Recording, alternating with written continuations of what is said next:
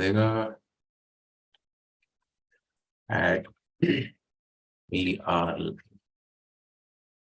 live as listed. Please update the thumbnail. Right.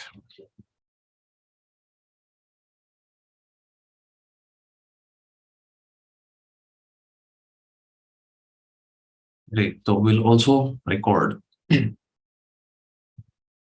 That part is done. मेरे को pen type अभी connect करने की जरूरत नहीं है बिकॉज मेरा तो पार्ट बहुत बाद में आएगा. तो चलें लाइव. मतलब थंबनेल पीछे से ऋषि एडिट करता रहेगा, अपडेट करता रहेगा. फुल हो जाए. हो जाए.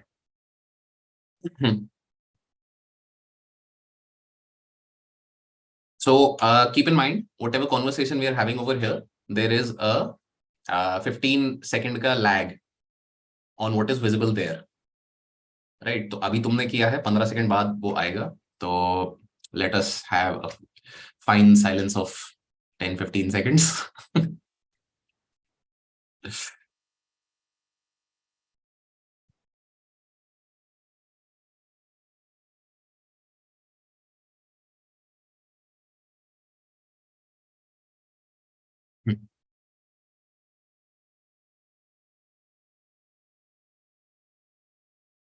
And I believe we are live.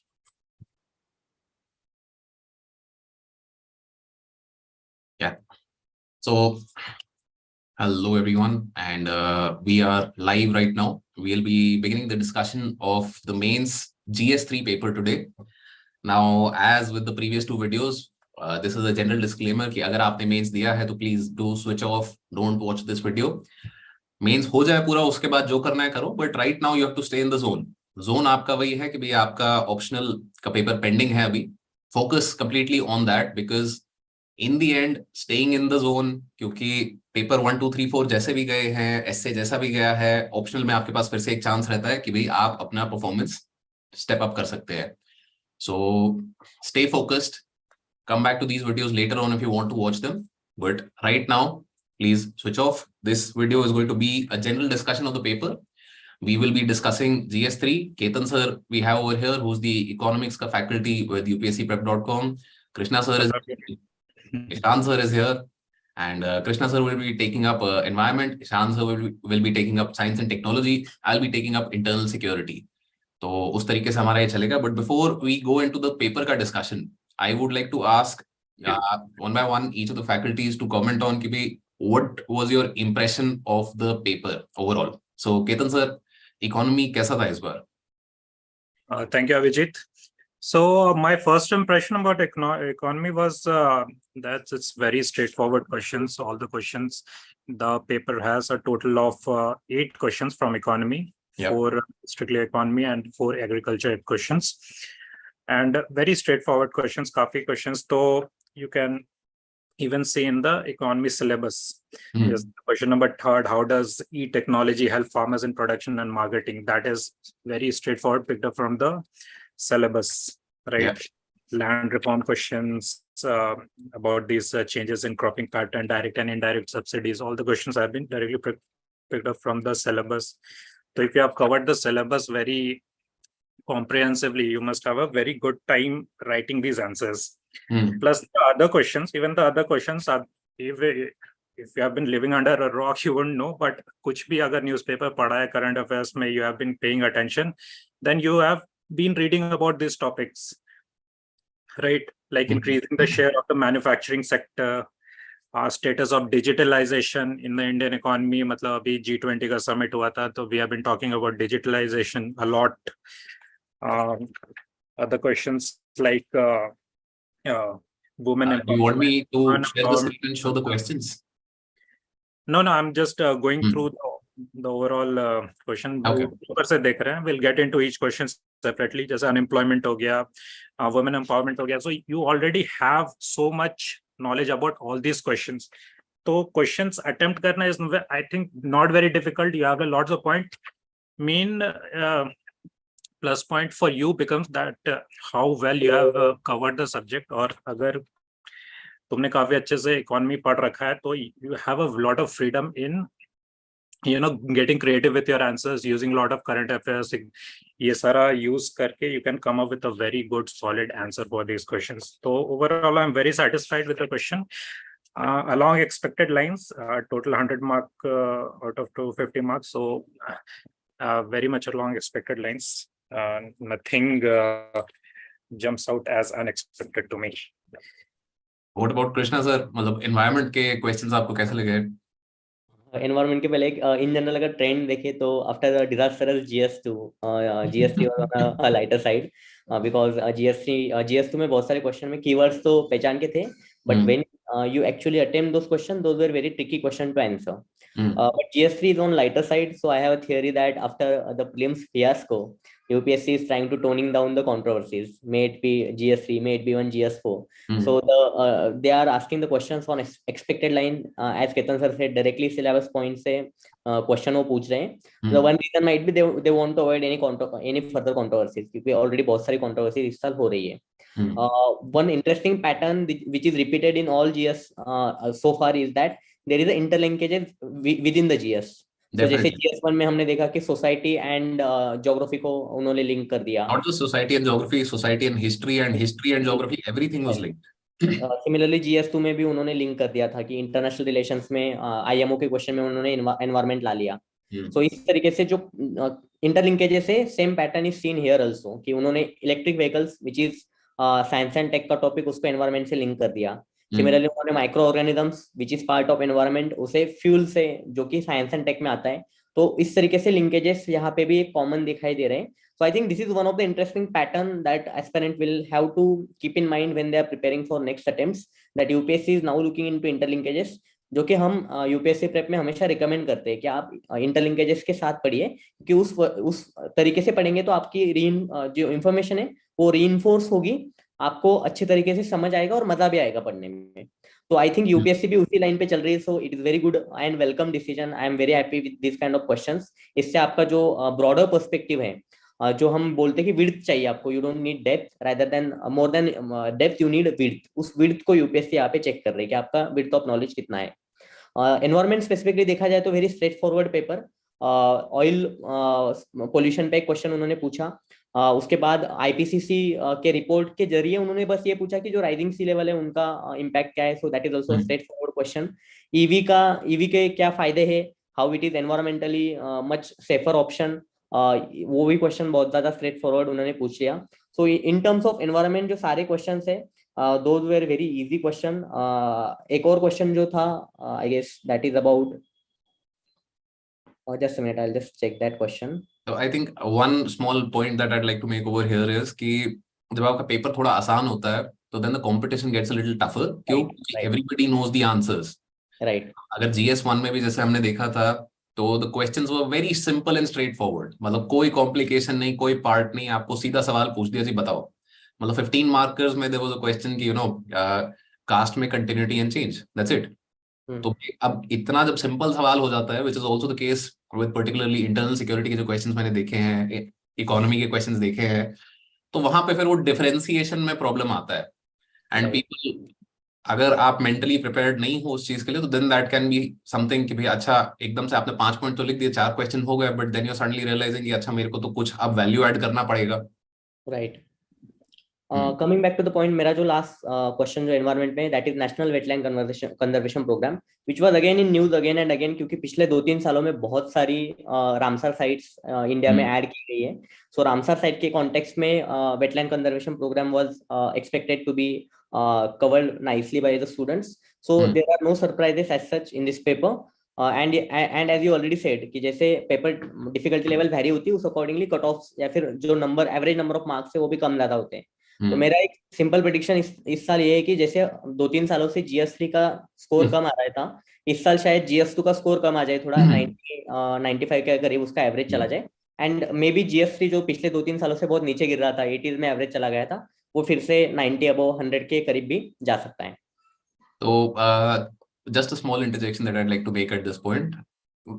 मतलब पेपर का डिफिकल्टी वर्सेस मार्क्स कितने आ रहे हैं, मैं मतलब कोशिश करी गई है बहुत बार कि भाई इनको रिलेशन बैठाया जाए, बट कभी कभार क्या होता है कि भाई बाद में because UPSC also normalizes some marks, भाई अगर एवरेज बहुत ही नीचे गिर गया है तो यूपीएससी पूरे पेपर को उठा देता है ऊपर। राइट। तो अगेन आइडियली अगर बाहर से देखे दूर से देखे तो what Krishna sir is saying is absolutely correct, we should see the जीएस3 का score increasing on average, but again we can never say कि भैया अच्छा इस पेपर में इस बार दिवाली आएगी। इसका लर्निंग है rather than मार्क्स कितने आते हैं क्या आते हैं इसके ऊपर। The point I was trying to make is that it doesn't matter कि पेपर की डिफिकल्टी लेवल सिंपल है, डिफिकल्ट है, वेरी सिंपल है, आपको उससे कुछ लेना देना नहीं है। Just give your best, because paper की डिफिकल्टी अकॉर्डिंग सारे स्टूडेंट्स का कुछ ना कुछ नॉर्मलाइजेशन होगा, इधर सभी के स्कोर थोड़े एवरेज ऊपर चला जाएगा या एवरेज नीचे जाएगा। सो जैसे GS2 के बाद बहुत सारे student were little disturb, I talk with some of our students and they were little disturb कि GS2 खराब गया है, थोड़ा कुछ क्वेश्चन समझ में ही नहीं आया क्या करना था, IMO वाले क्वेश्चन में पता ही नहीं था क्या लिखना था। So then my simple advice is that कि doesn't matter because it is not only you who are facing this issue, everyone else is through the same, right, और everyone is in the same ship. So it doesn't matter कि paper की difficulty level क्या है, आपको उससे कुछ लेना देना नहीं, आप जस्ट आपका बेस्ट देते रहिए। So, moving on to Ishan sir, what was your impression of the science and tech वाले questions? मतलब difficulty क्या थी, मतलब variation कैसा रहा इस बार? I think when it comes to science and technology, UPSC is very clear with the questions that they are asking. There is a 2-line syllabus. If you look at the whole syllabus of paper 3, science and tech has 2-line syllabus. And it has robotics, artificial intelligence, nanotechnology, biotechnology. So most of the times what they're doing is they're asking the applications of all these technologies in either health sector or in the environmental applications. That is their focus. That has been the trend throughout for the past 5 or 10 years. And the questions are becoming more clear in the sense that earlier they would ask, okay, what is nanotechnology? What are the applications of nanotechnology in the health sector? Now, for this year, for example, you can see if they're asking artificial intelligence and its applications in the health sector, they're clarifying that they also want to understand what are the privacy issues that come along with it. So there were some guidelines that ICMR had released a few months back, and this question has come out from those guidelines, from those ethical guidelines about use of artificial intelligence in healthcare. We know that there's a national digital health mission also that we are going to have. So all these, because of all these things. I think government is also pushing a lot of training for AI. From what we know, the multiple ministries are also conducting these sorts of workshops internally. तो naturally कहीं ना कहीं सरकार का focus काफी ज़्यादा इस चीज पे है आज की डेट में. Yeah. So the questions are more interdisciplinary. They are more linked with other topics. There is no watertight separation as such of a particular question. The other question we can see about microorganisms and fuel. I think it was more of a commonsensical question. It is not something that we separately study, but it was more about common sense, applying your own mind and knowing, okay, what can microorganisms be used as? They can either decompose, they can be used as catalysts. We cannot burn a microorganism and create a fuel. So this is something that is common sense. One interesting thing that I have noticed, especially in the past 2 years, is that the focus on space sector has expanded a lot.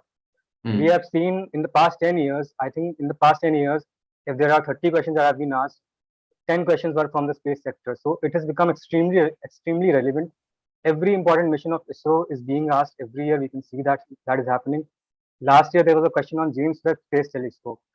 So now, again, in the questions on space sector, if there is some breakthrough, they are going to ask into the depth of that breakthrough. We can see this year also in Chandrayaan 3, they're not asking about what are the objectives and what will we do in the future. They're asking how is it better from the earlier mission? What are the other countries that have achieved it? Last year, if you look at James Webb Space Telescope, they were asking about how is it better from the earlier telescopes. So they're asking these comparisons, so they're going into the depth of these topics, which are important breakthroughs. And in space sector, especially, UPSC is looking at the space sector as a global common. You can see last year, when they were asking about James Webb Space Telescope, there was a question about how is it important for the human race. They were not focusing on America. So this year also, when they're asking about Chandrayaan 3, we know this philosophy of one Earth, one family. So they want you to look at space sector as a global common and even other technologies also as such. and their applications in a variety of fields, and how well you can link this. I think global common की वजह a better way to look at it would be that the government is promoting the idea of looking at space and all the new emerging technologies from the perspective of the global south, and because India is in a leadership position of the global south, तो वो वाली चीजें कहीं ना कहीं उभर के आती हैं आपकी, राइट। इंटरनल सिक्योरिटी की अगर बात करें हम, तो इंटरनल सिक्योरिटी के जो क्वेश्चंस थे, एक तो क्योंकि इंटरनल सिक्योरिटी में मतलब वो जो टॉपिक्स लिस्टेड हैं सिलेबस में, they're pretty exhaustive, अगर आपने उनको किया है तो मोटा मोटा कोई भी सवाल आता है इंटरनल सिक्योरिटी का आप कर सकते हो। The major difference this year has been कि instead of talking about one specific thing कि भी अच्छा आप मतलब यू नो मनी लॉन्ड्रिंग के बारे में बता दो, या आप FATF का ये बता दो, या ऐसे कर दो वैसे कर दो, उन्होंने ब्रॉडर क्वेश्चन पूछ लिया, उन्होंने सीधा सीधा सारा पूछ दिया कि what are the internal security challenges that India faces. तो दिस इज एसेंशियली कि तुम्हें जो भी तुमने इंटरनल सिक्योरिटी का पढ़ा था उसका इंडेक्स वहां पे लिख के आना था। तो इस तरीके से अगर देखा जाए तो आई थिंक इंटरनल सिक्योरिटी का अगर आपको बस एक पैनोरामिक व्यू है, क्योंकि देखो इट्स नॉट लाइक कि आप टेरर फंडिंग रोक रहे हो, या आप मिलिटेंट फंडिंग किसी और सेंस में रोक रहे हो, या भाई इंसर्जेंट्स की फंडिंग रोक रहे हो। फंडिंग रोकना सबके लिए आपको एसेंशियल है ही इंटरनल सिक्योरिटी में। एट द सेम टाइम नई टेक्नोलॉजीज के साथ जो थ्रेट्स आता है, जो कि मतलब रशिया यूक्रेन वॉर के चलते हुए हमने बहुत देखा है कि भाई drones are so much in news, कि भाई ईरान का नया ड्रोन आया है, इजराइल का नया ड्रोन आया है, US का नया ड्रोन आया है, UK का ड्रोन आया है, all of them are being tested in the Russia Ukraine war to great success. तो naturally there is also a question on unmanned aerial vehicle and किस तरीके से भाई ये इंटरनल सिक्योरिटी चैलेंजेस इंडिया के बॉर्डर स्टेट्स में create करते हैं। तो combination of internal security and science and technology definitely. तो अगेन ये ओवरलैप वाली चीज सारे पेपर्स में 1 2 3 अब तक देखी गई है। 4 में जनरली मतलब वही ओवरलैप वाली चीज को बहुत ज्यादा ऐसे रहती नहीं है, क्योंकि वहां पे अलग डोमेन पहुंच जाता है पूरा। But in these 3 papers the overlap has been great, and वो ग्रेट ओवरलैप का फिर फंडा वही आता है, which Krishna sir mentioned earlier in the video, कि UPSC is asking you to be a holistic thinker.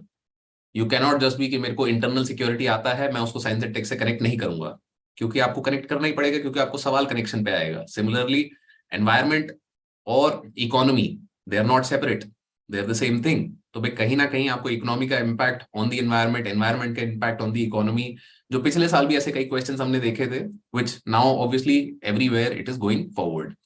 तो I think with that brief basic discussion, let's start with the paper analysis. So Ketan sir, if you please. Abhijit, before we start with the paper, I want to lay emphasis on how we have been saying it this again and again, how important it is to cover the whole syllabus of your all the GS papers very holistically.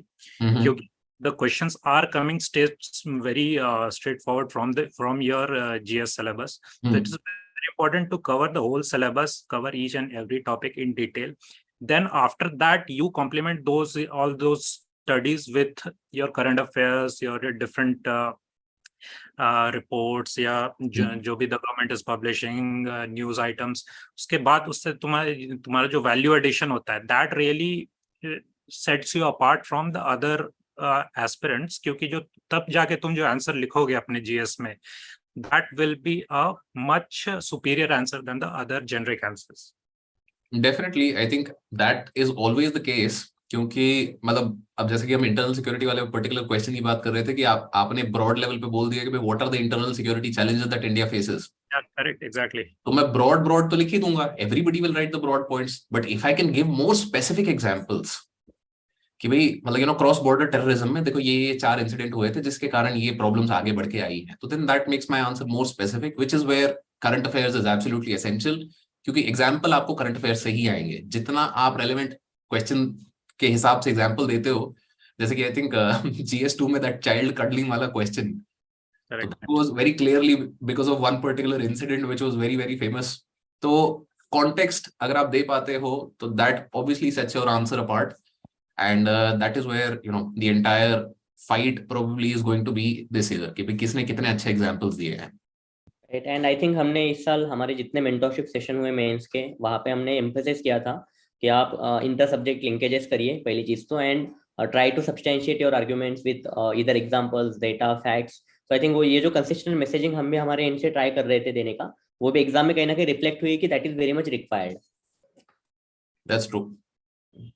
So, before we begin, Ketan sir, share your screen. Whatever paper we are sharing right now, it is a PDF format. If you want that PDF, it is available on our Telegram. नीचे description में आपको link मिल जाएगी. You can just go on Telegram and download it from there. Right.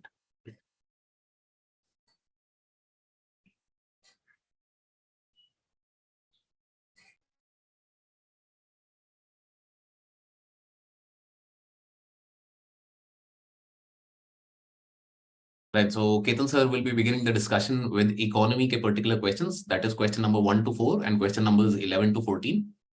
Then, Ishan sir will be taking up science and tech, Krishna sir will be taking up environment, and I'll be taking up internal security at the end of it. Yes, thank you, Abhijit. So let's just go through all the economy questions. There were a total of 8 economy questions in your GS3 paper. And let's go through one by one. I'll not go into too much detail in it, very much in detail. We'll just take a overlook that how you could have attempted these questions and what are the things to be kept in mind in future for the next year when you will all be writing this exam. Now, apart from the guys who are going to get selected this year, of course. Let's begin. Is the slides visible, Abhijit? Yes, visible. Okay, great. So, of course, as we have discussed earlier, all the questions from your economy at least were very straightforward. These were the questions that you have been hearing a lot in the current news. Even for the last 2-3 years, you have been hearing about it, like the first question, which is faster economic growth requires increased share of the manufacturing sector in GDP, particularly the MSMEs. Comment on the present policies of the government in this regard. So, of course, the present government has a big push on the manufacturing sector. All the flagship schemes of this government, like the Make in India, Atmanirbhar Bharat, all that has been towards pushing growth in the manufacturing sector. So, isme kya introduction mein you could have just written about that, about the government policies, how they have launched these flagship programs, or if you have some data on MSMEs, particularly the micro, small, and medium enterprises, then you can write that. Just say we have given some data like MSMEs, which contribute nearly 30% of country's total GDP, account for 48% of the exports, employ around 110 million people. So we know that MSMEs is a very crucial sector for India's economy. Now, of course, this data you only have if you have been paying attention, you have been reading current affairs, if you have been following the news, then only you have this data, because this data comes many times in the newspapers and all the reports of the government. ठीक है, तो ऐसे introduction डाल सकते हो main body में. Of course you can get into the meat of the question कि faster economic growth के लिए manufacturing sector is it important, what are the different policies of the government. So the main body can now you see if the first part of the question you can cover in more extensive form कि manufacturing sector क्यों जरूरी है. Like in the economy class we had studied about the premature deindustrialization of the Indian economy after the 1991 reforms. ठीक है, तो वो premature deindustrialization क्यों हुआ था and why it is important for the manufacturing sector to grow, because the majority of the jobs that is going to come in the economy is going to be produced in the manufacturing sector. तो उसके बारे में बात कर सकते थे. Then the various initiatives of the government, like Make in India, what are the aims of the government with Make in India? जैसे कि increase करना है manufacturing का contribution, increase करके 25% करना है. ठीक है. We can talk about this MSME Samadhan scheme that the government has brought, where they are trying to address the payment delays. क्योंकि MSME में obviously because these are very small enterprises, तो उनका liquidity crunch हमेशा रहता है. तो they want that जल्दी से जल्दी उनको payment हो, ताकि वो further अपने प्रोडक्शन प्रोसेस में प्रोडक्शन कर सकें, तो इसलिए MSME समाधान is another initiative by Government of India. Then credit guarantee scheme for MSMEs, which is again for collateral free credit. फिर national manufacturing policy का बात कर सकते थे. Then we could have talked about the revised MSME definition, because the government changed the definition of MSME to include, to make it a more broader concept, right? तो ये सारा आत्मनिर्भर Bharat, obviously Atmanirbhar Bharat we have been talking about a lot, तो ये सारा schemes के बारे में बात कर सकते थे. Then we would have talked about the way forward as a conclusion of the answer की वे फॉरवर्ड क्या है, क्या क्या स्टेप्स और लिया जा सकता है. सो इसमें जैसे facilitating easier credit access to credit for the MSMEs, इसमें we could have quoted the quotes given by different economist and significant personalities जो हैं. अगर if you have been following the news, then you could have just noted down कि किसने इस बारे में क्या कहा है. तो obviously because it is not feasible कि तुम्हें एग्जाम हॉल में ये सारा याद आएगा, but obviously अगर ये तुम्हारे नोट्स में होगा तो you can easily recall and write that in your answer, and it really benefits, adds value to your answer. Right, enhancing skill development, another important point for MSMEs. Promoting technological upgradation, streamlining the regulatory processes.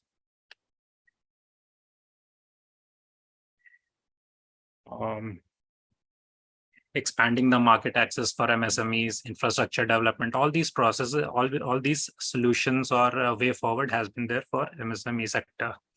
Correct, and you could have easily concluded it with the government has been supporting the MSME sector for paying attention to this sector and giving it more and more attention. तो इसके लिए और क्या-क्या way forward है, क्या किया जा सकता है, you can have just summed up with the way forward, right, in the conclusion. Okay.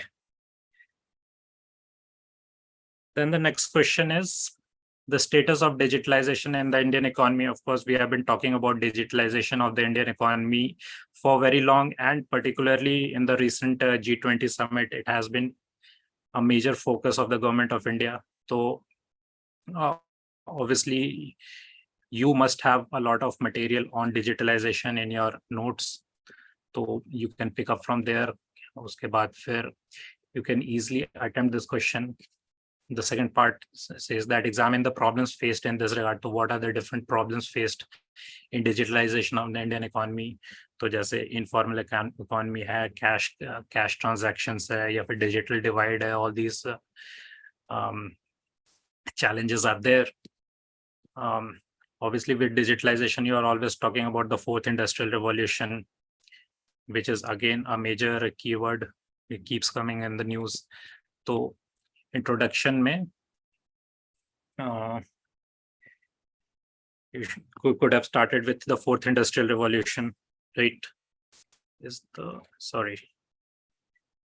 could have started with the fourth industrial revolution, how digitalization is transforming the global economies. Then you could have talked about the size of Indian economy, that India is the world's fifth largest economy, or rapidly shifting from cash reliant to digitally driven. Many initiatives like EGovernance, many various online platforms, digital literacy initiatives are there, right?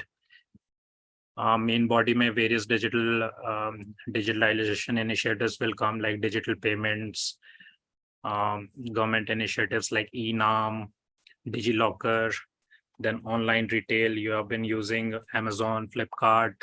For digital identity में तुम्हारा आधार आ गया. Telecommunications, now the telecommunications, of course, you have various data about telecommunication.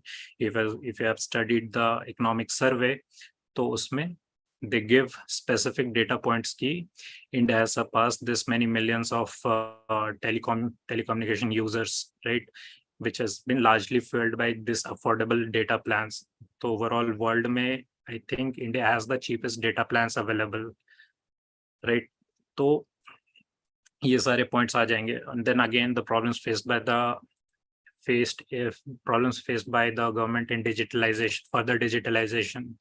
So उसमें your usual points like digital divide, this many percentage of the population are still do not have access to digital products or do not have access to mobile phones with internet connection. And then cyber security concerns aa jate hain, because obviously you all must have been receiving these scam calls, right? कि आपका bank account का pin card चाहिए, pin number चाहिए, या फिर they have been trying to scam you in other ways. So all that cyber securities with increasing digitalization, these are all the cyber security concerns. Regulatory challenges आते हैं क्योंकि because it is a new sector, and even for the government it is a new sector, so they have to constantly evolve their regulatory rules and regulations, and with time, with constant, because it is a sector with a lot of innovations happening, so new regulatory challenges aate rehte hain government ke samne. So that is one of the challenge. Reliability on cash, because the major part of Indian economy is an informal economy jahan pe sirf cash transactions ho rahe hain. So that is again one challenge, how to bring that informal sector and how to formalize the economy and shift them from cash transaction to digital transactions.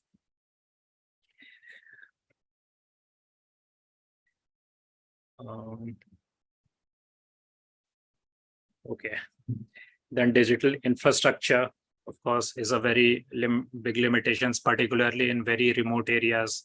वहाँ पे connection नहीं है, maybe there is no internet connection, there is no electricity connection.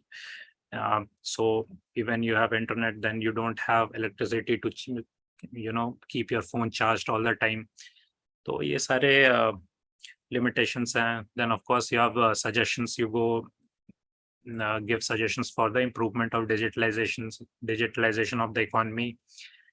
So you talk about digital literacy, what is the government doing about that? Cyber security strengthening ke liye, what is the government, what are the different recommendations by the various committees that the government has set up for cyber security? Infrastructure development ke liye government kya kar rahi hai, like the BharatNet project of the government.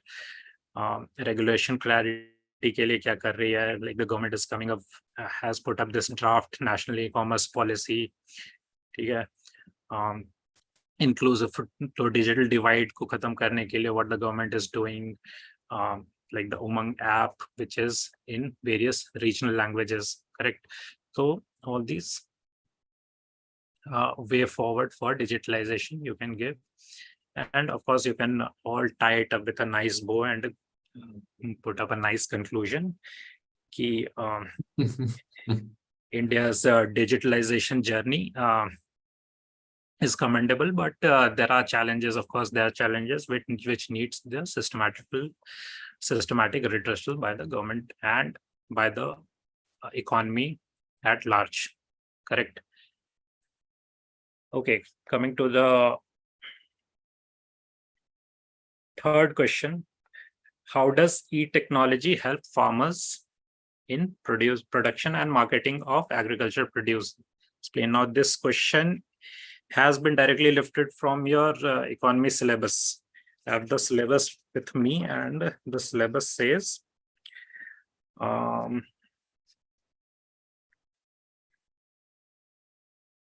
wait, let me find it. See, e-technology in the aid of farmers. This is there in your syllabus, and directly the question has been lifted. How does e-technology help farmers in production and marketing of agriculture produce, right?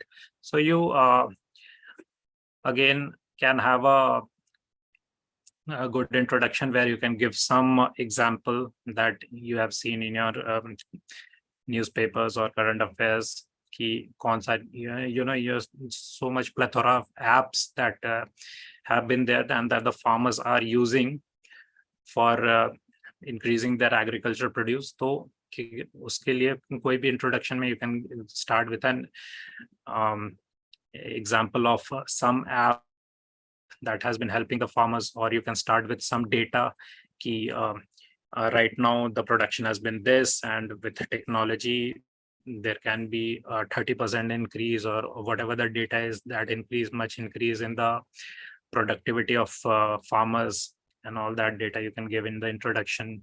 Then the main body you can talk about the various e-technologies that has been helping the farmers. Just a precision agriculture के लिए there can be IoT, Internet of Things devices, right? Just like these John Deere tractors, that these tractors have sensors and artificial intelligence integrated in them, so they monitor and respond to the soil conditions, right? So e-technology is helping in increasing the productivity. Then weather forecasting ke liye you have different apps, e-technologies which are forecasting the weather, like SkyMet. Disease prediction and management ke liye you have e-technologies. This technology is directly linked to the satellites, and the satellites are taking very high resolution photographs of different agricultural fields, and they are predicting the occurrence of diseases, and they are helping in management of those diseases to the farmers.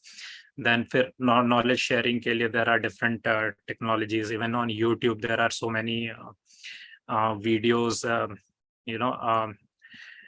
informational videos farmers. So knowledge sharing ke liye use hai, or for automated farming equipments, like automatically e-technology say you can just be at your home, click a button, and तुम्हारे farm में, the agricultural land में spray हो रहा है, you can spray pesticides, insecticides, even fertilizers in liquid forms. So you can control the drones. So ये सारा technology है for helping the farmers. How is it helping in marketing? Marketing में again you have these online marketplaces, like ENAM by the government of India, but also for even the retail marketing of agriculture produce. You have your apps, right? You have your Zepto's, Zepto, Blanket, and Big Basket, all that you have. तो online भी selling हो रहा है. Price information के लिए use कर सकते हैं. The farmers, for the farmers to make better informed decisions about what they are going to sow and what they are going to harvest, उनके पास price का latest information होना जरूरी होता है. तो वो information होता है through various apps like किसान सुविधा. Supply chain management में again use कर सकते हैं.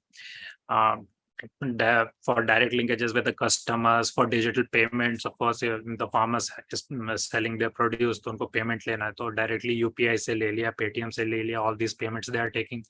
So just so many different ways in which e-technologies can help the farmers in increasing their productivity, for increasing their production, and also for marketing. Right now, again, you end with the way forward. What else can the government can do, or what else can be done in general, right? So there should be more infrastructure development, means development of digital infrastructure. So more high-speed connections, 4G, 5G leke aao. Electricity has to be provided. Training and workshops. So train the farmers to more use all these facilities more efficiently. Localized digital solutions, of course, because all the needs and needs of different parts of India may be different. So उनके लिए more localized solution, because there cannot be a one size fit all. Correct. So localized solution लेके आना उनके लिए. Overall strengthening the e-governance. So there is more uniform regulatory regulations of this sector.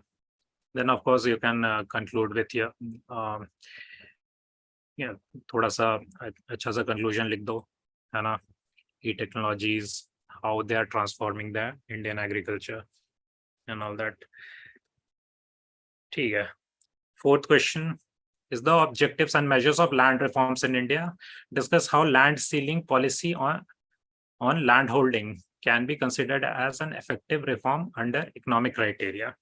ठीक है, तो you already studied about land reforms in your syllabus. Land reforms, तुम्हारे syllabus land reforms in India तुम्हारे syllabus का part है, तो you have already studied what are the objectives of land reforms and what are the different measures of land reforms that have been taken in India. Just after independence, there was lots of inequality. Lots of farmers did not have access to agricultural land. तो इसके लिए land ceiling reforms लेके आए थे. Abolition of intermediaries, which was a very resounding success. जैसे जमींदारी system abolish हुआ था. There were tenancy reforms, consolidation of land holdings. All those measures were taken just after independence. और उसके बाद भी various land reforms initiatives were taken. So you should have you could have talked about all that. उसमें इसमें बातें कर सकते थे. Now the second part of it is not very straightforward, but if you have a presence of mind, then you can easily answer it. That it is talking about कि अगर अभी for in the present, if we were to implement a land ceiling policy on land holding, can it be effective? Can it be an effective reform under economic criteria? अगर अभी कर सकते हैं. So obviously the whole situation of agriculture, which was the situation of agriculture that was just after independence, और अभी का जो situation agriculture का, that is very different. ठीक है. Then the priorities of the government were different. Abhi in the 21st century, in 2023, we are talking about becoming leaders of the world. To hamare agriculture ko, we are talking about increasing the productivity of the agriculture. To isme, if we implement a land ceiling policy, will it be good? Will it be bad?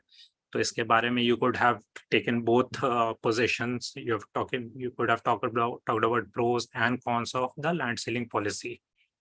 ठीक है. तो introduction में तो obviously तुम्हारा objectives and measures of land reform in India आ जाएगा. These land ceiling, abolition of intermediaries, tenancy reforms, consolidation of land holdings. Then in the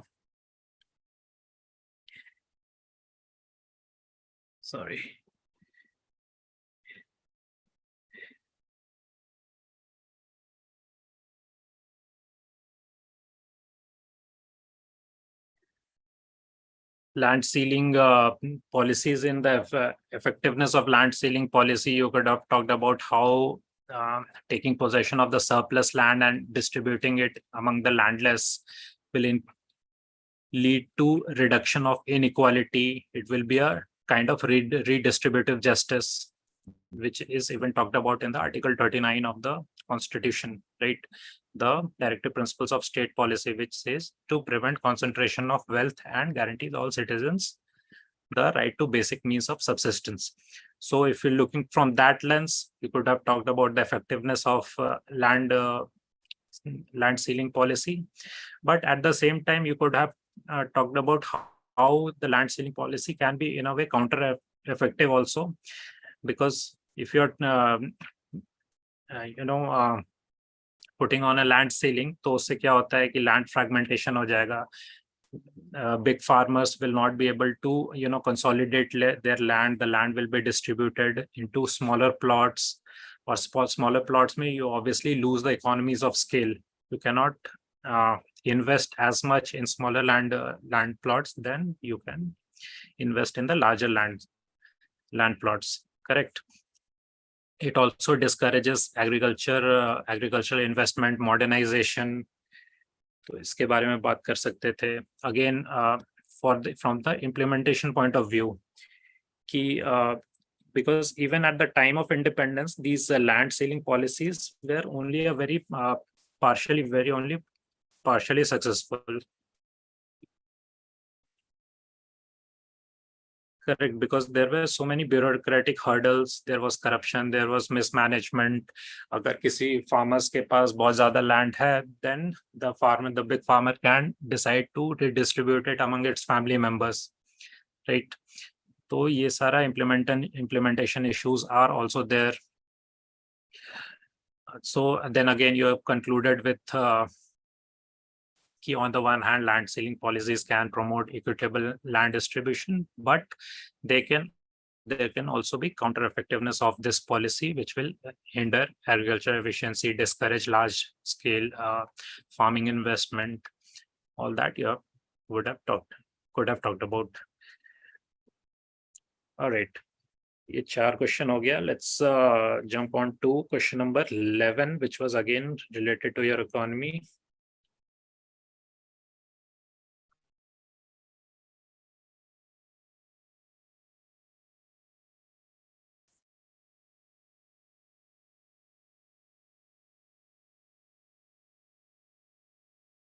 Question number 11 is most of the unemployment in India is structural in nature. Examine the methodology adopted to compute unemployment in the country and suggest improvements. Right.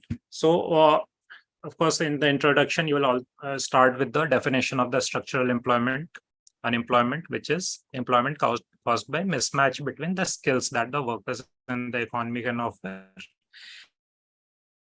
and the skill demand of the workers. So this skill gap, there is a unemployment in the country, which is the structural unemployment, right? So why is this structural unemployment present? Because there has been a vast technological changes, which requires the workers to be very highly skilled. Now, because the workers are lacking in that skill, that those sectors may decide to become more capital intensive. They will invest in automation. They will invest in machines that can replace the work of the workers, and that will lead to very high rate of unemployment. So if you had some data, you can put in the data here. The structural nature of unemployment is evident from the fact that even during the period of high economic growth, we have been talking about jobless growth, right? So even during the period of high economic growth, there has been jobless growth because the workers have the skill of the workers and the skill required of the workers has not been able to match. Then, of course, now important to note here in this two-parter question that because in these two-part questions, the first part is talking about the structural unemployment, but the second part jumps into the methodology of computing the unemployment. So although you can write a whole 250-word answer just on structural unemployment, but it is important to contain your answer and put the address the first part of the question in first half of your answer, and the second half you jump into the things that are required to satisfy the second part of your question. The second part, when they are asking the methodology, what are the methodology? Examine the methodology adopted to compute unemployment in the country and suggest improvements. So obviously you talk about the methodology adopted, how is the unemployment calculated in the country. So you're talking about the periodic labor force survey, which is conducted by the Ministry of Labor, and they put out data about unemployment on a daily, weekly and yearly annual basis. तो वो कौन सा methodology use करते हैं? तो जैसे the PLFS report, वो sampling method use करते हैं. They take data from a sample of people, and then on that basis they decide the unemployment rate. फिर every 10 years there is the population census, उसमें comprehensively सबसे पूछा जाता है, तो वहां से भी हमें unemployment का पता लगता है. And then there are different employment exchanges, वहां पे the unemployed people can register on those exchanges, तो वहां से भी हमें unemployment का idea लगता है. So these are various methods through which unemployment is calculated in the country. So what are the various issues with the calculation? So pehla to obviously the sampling issues is there. The sample should be representative of the whole country. Lekin agar wo sample is not representative of the whole country, then you'll get inaccurate data. फिर informal sector है. अब informal sector में it becomes very difficult to gauge the level of unemployment in the informal sector, because there is no clear-cut data available there, right? If you have studied the Niti Aayog report, the Niti Aayog notes that over 85% of the India's workforce is informal. Then there is the case of underemployment. Underemployment kya hai ki even though you are capable of doing a much higher level of job, jaise highly qualified people, jaise jo BA, MA, master's degree, even PhD, जिन्होंने PhD भी करी रखी है, and they do very lowly menial jobs like security guards or some multitasking staff in government offices, इस तरह का job करते, तो that is underemployment, right? So again, that is again क्योंकि you're while calculating unemployment, you're only concerned with कि भाई काम है कि नहीं है, लेकिन you're not concerned about the quality of the work they're doing. तो वहाँ पे it is also important कि you also take care and calculate, have data on the quality of the work that even the employed people have in the country. फिर temporal variations आता है, because many jobs are very seasonal in nature. Agricultural job हो गया, tourism jobs हो गया, तो वो seasonal in nature होता है, तो वो variation को भी calculate करना जरूरी है, right? Then you can talk about the suggestions of improvement, कैसे improve किया जाए. तो obviously you have talked about कि क्या issues है, तो अब issues को solve करना start करो. तो enhance focus on informal sectors. There can be an unemployment index, जो कि if you have been studying the economic survey, तो उसमें they talk about unemployment, calculating an unemployment index. Collaborations with private sectors can be there. And then there are international benchmarks, like the International Labour Organization has come up with an international benchmark for calculation of unemployment. So India can adopt that, right? And then you can conclude with key, because you can talk about key India is such a large economy and it is important. You can talk about demographic dividend. India has a big demographic who are in the working age population. India is the 5th largest economy of the world, and it for further high growth of the economy, it is important for effective employment of all these working populations. So iske liye we have to have at least very solid data set about unemployment, so that we can tackle and make policies on the basis of that data. Right. Okay. Coming to the next question, distinguish between care economy and monetized economy. How can care economy be brought into the monetized economy through women empowerment? So obviously we have been talking about this issue.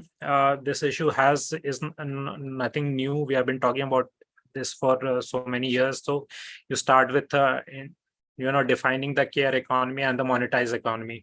So monetized economy is everything that is being counted for calculating the GDP of the country. So these are all monetary transactions happening in the economy. So you do some work and you receive money in return. But the care economy is somewhere, some of the care economy is monetized, but much of the care economy, like taking care of the children, taking care of the household, taking care of the elderly, most of this care economy are primarily done by the women. They are unpaid. And even some of the care economy that is being paid by maybe the nurses or house help, all that they are participating, but they are very severely underpaid.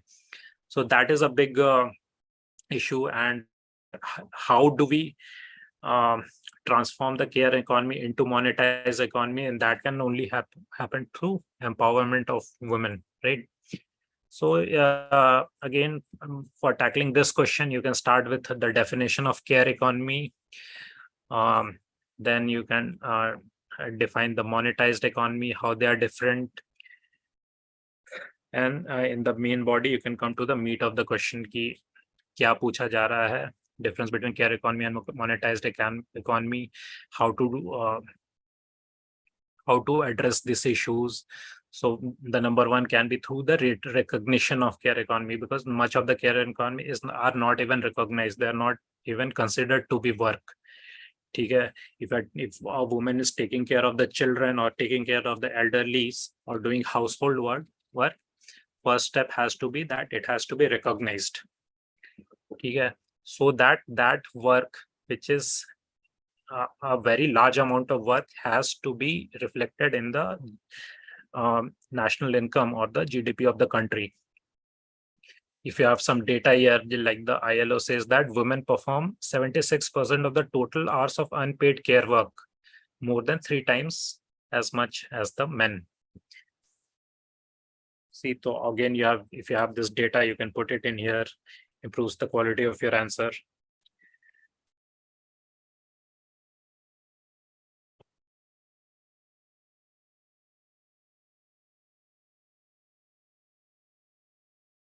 You can talk about the participants. The majority participants of the care economy are women.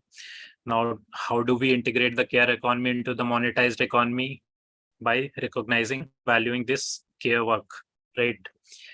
By also providing formal wages. So formalization of the care economy. Jobs in the care sector should be formalized with competitive wages, benefits, social security. So all the factors that are in a monetized economy, also give the benefits of similar benefits to the care economy workers. You can quote the situation in the developed countries, like जैसे Sweden में ये हो रहा है, Brazil has come up with some great initiatives. So if you have that data, quote it here. Skill development कर सकते हैं. Once you have formalized the economy, then it opens the floodgates. फिर entrepreneurship आ जाएगा. Lot of people will come in here, because it is a very huge part of the economy, और काफी पैसा, once you recognize the monetary value of these work, then obviously a lot of investment is going to come. Skill development is going to happen. On entrepreneurship, जैसे care.com है, इस तरह का entrepreneurship आ जाएगा, and then many women entrepreneurs can come up. ठीक है?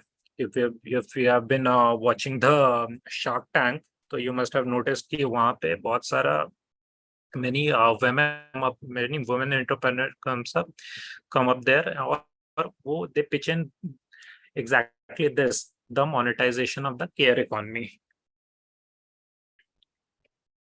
तो वो सारा कोट कर सकते हैं. फिर formalization होगा तो there can be a legal framework for this sector.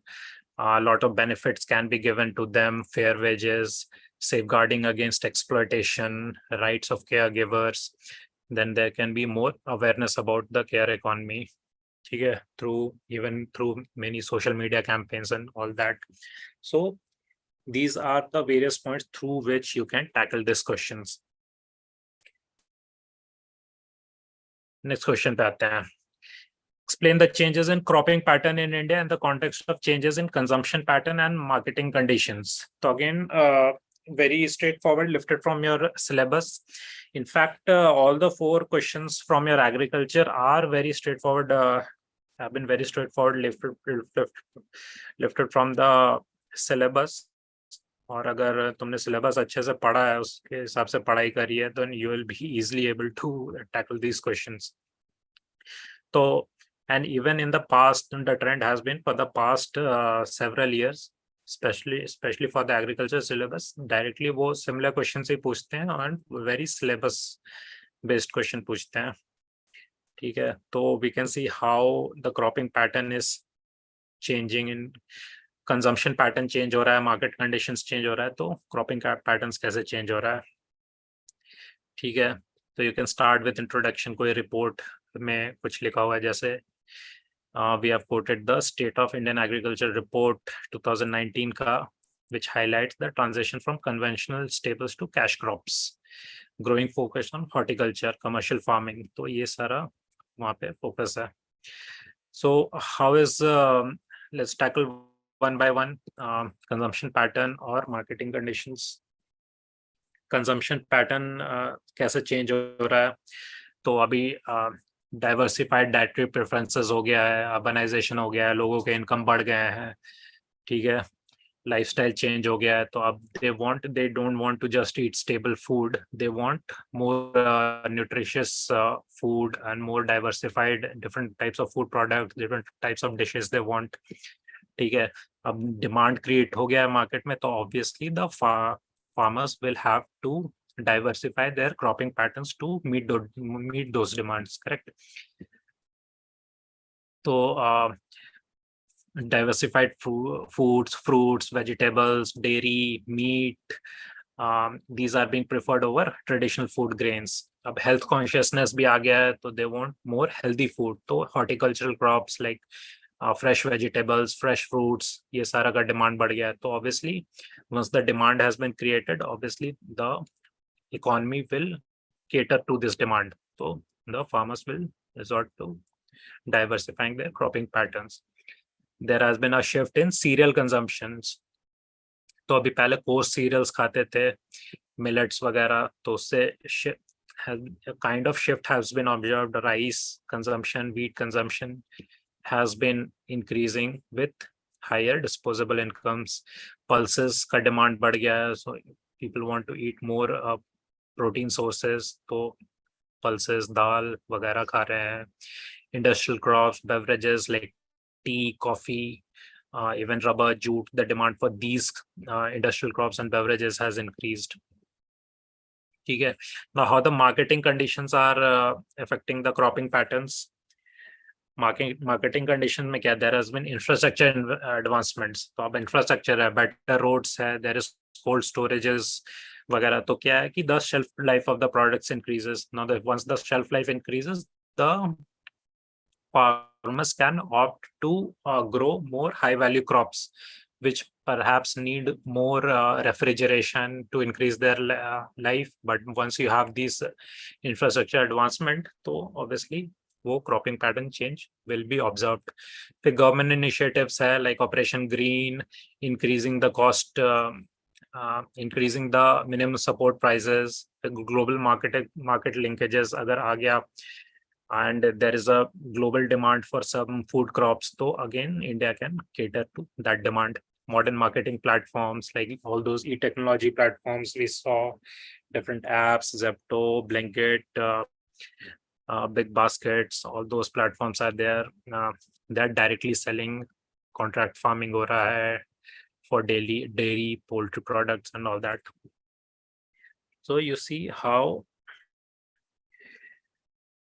different changes in the marketing conditions are also affecting the cropping patterns.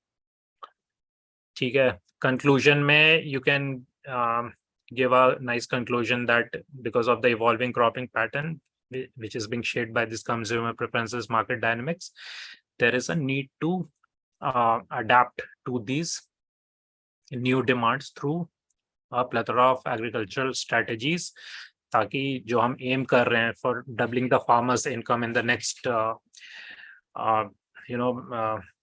next 2 years or 3 years, whatever the timeline is. So if we are aiming to double the farmers' income, obviously we have to shift from low cost food items to high cost agricultural products. So इसके लिए obviously there is a need for diversifying the cropping patterns. Okay, now the question number 14 is again a question from agriculture, directly lifted from the syllabus. They're talking about direct and indirect subsidies provided in the farm sector, and discuss the issues raised by the WTO in relation to agriculture subsidies. So obviously ये सारे issues जो World Trade Organization में चल रहा है, that has also been in news. तो if you have been reading about it, तो इसके बारे में भी काफी idea होगा तुम लोगों को. So what are the direct and indirect subsidies? Before that, in the introduction, you can begin with some statement by the government of India, or the recent news items जो भी है, like the world can begin with the World Trade Organization में जो controversy चल रही है उससे start कर सकते हैं. Even the G20 conference, there was a lot of emphasis on this reforming the WTO. तो उसके बारे में बात कर सकते हैं. Main body में you can talk about the direct subsidies. What are the direct subsidies? जो तुम्हें input subsidies मिल रहा है. The input subsidies like fertilizer subsidy, seed subsidy, electricity, subsidized electricity you are getting. All those are direct subsidies. फिर प्रधानमंत्री किसान Samman Nidhi, the PM Kisan, through which they are transferring annually 6,000 rupees to the farmers' bank accounts. That is again a direct subsidy.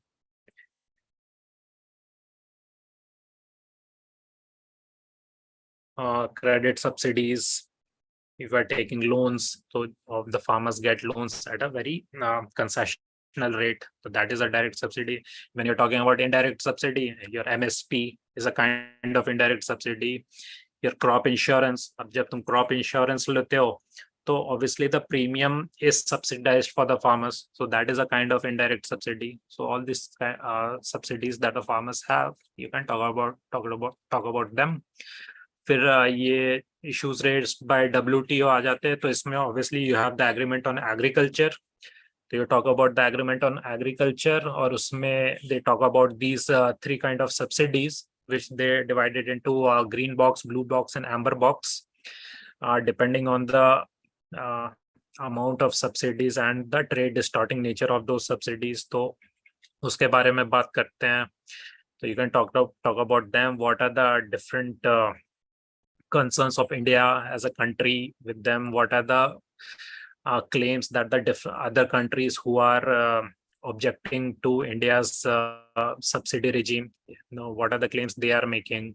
So they are talking about कि जो India का MSP है, that is trade distorting. What are the, तो उसमें उसके बारे में बात कर सकते हैं. फिर इंडिया का पॉइंट ऑफ व्यू क्या है, उसके बारे में बात कर सकते हैं. So all those points you can talk about. And then you can talk about what are the further steps needed concerning agriculture subsidies, because obviously this debate has been going on in India also. Because of this high level of subsidies, क्या हो रहा है कि the farmers have started overusing, वो over irrigation कर देते हैं.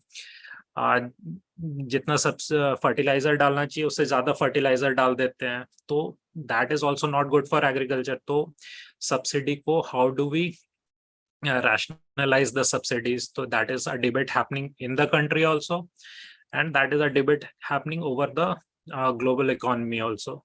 तो वो दोनों को मिला के we can talk about what the steps needed. जैसे rationalizing the input subsidies. तो various recommendations has been made कि input subsidy को हटा के we should resort to direct subsidy transfer, and for the direct farmers को पैसा दे दो और input subsidy की जगह let the market forces play out. So इससे efficiency भी बढ़ेगी agriculture की. Correct. Then there has been talked about bringing market reforms. Various market reforms लाना है to enhance market connectivity, reduce intermediaries. Then promoting sustainable farming practices. तो organic farming लेके आओ. There's been the National Mission of Sustainable Agriculture. Risk mitigation करना है through these crop insurance programs. ठीक है. Enhance R&D. You can talk about increasing the research and development. Then you can tackle the WTO by redefining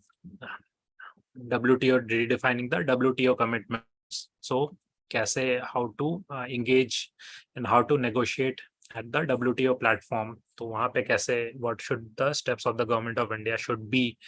तो वो सारे points मिला के you can come up with a very good answer for this question. ठीक है.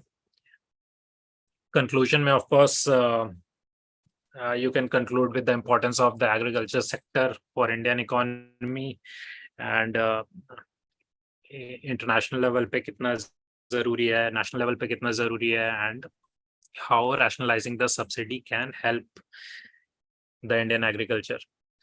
All these things you can talk about. So there are many points for the all these questions. Mainly it comes up to you कि how prepared are you for all these questions. अपना syllabus कितने अच्छे से complete किया है and how diligently you have been noting down all the current affairs examples in your notes, or फिर how are you able to recall, because ज़्यादा से ज़्यादा अगर रिवाइज करते रहोगे then it becomes very ingrained nature कि वो output आ जाएगा exam hall पे. All right, that's it for economy. Back to you, Abhijit. Thank you, Ketan sir. And I think काफी detailed discussion आपने करा. So the core idea that everybody needs to take back from this, Ketan, can you stop sharing the screen? Yes, sure. Yeah. So again, the core idea over here being that basic structure है ये. आपका answer थोड़ा different हो सकता है. There can be variations, but the core ideas remain the same. आप facts की बात करो introduction में, conclusion में, जैसे सर ने बताया, जो हेडिंग्स हैं वहां पे, those are the things that you pay attention on. कि भैया इकोनॉमी की अगर बात हो रही है, WTO की बात हो रही है, तो मतलब किन किन चीजों को आपको हिट करना चाहिए. आप हिट करके थोड़ा वेरिएशन डाल सकते हो definitely, but that is the meaning of model structure over here, right? So next we'll move on to science and tech. Yes. So Ishan sir, please take over. You can share the screen from your end and we can begin the discussion of that. In the meantime, for those of you that are watching this live, if you have any questions, कुछ नहीं समझ आ रहा, कोई problem हो रही है, तो please put that in the chat and we'll take that up as Q&A. Okay, so let's start with the discussion for the. Ishan, थोड़ा सा, I think you can zoom in on the page. Yeah. Okay, so let's start with the discussion on the questions of science and technology that have been asked. There were 3 questions this year. That has been a general trend. There are 2 or 3 questions every year from this part of the syllabus. So let's look at question number 5. It says, introduce the concept of artificial intelligence. How does AI help clinical diagnosis? And do you perceive any threat to the privacy of the individual in the use of AI in healthcare?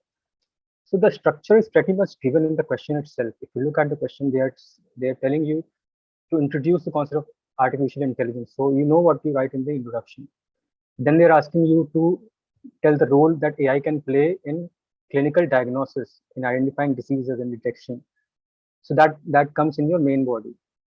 Then you have to write about the threats to privacy that can come in, because you know that AI will deal with a lot of data sets. So there's going to be some data privacy issues that will come in. So you have to write that in the main body, and then finally we'll come to the conclusion. So let's look at what we are doing here.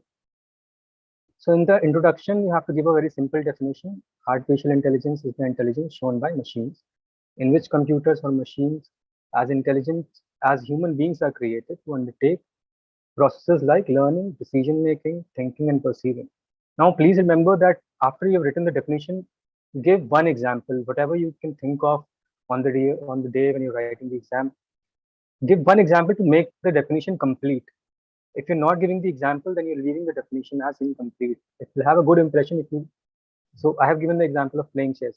You can give an example of chatbots or anything that you think.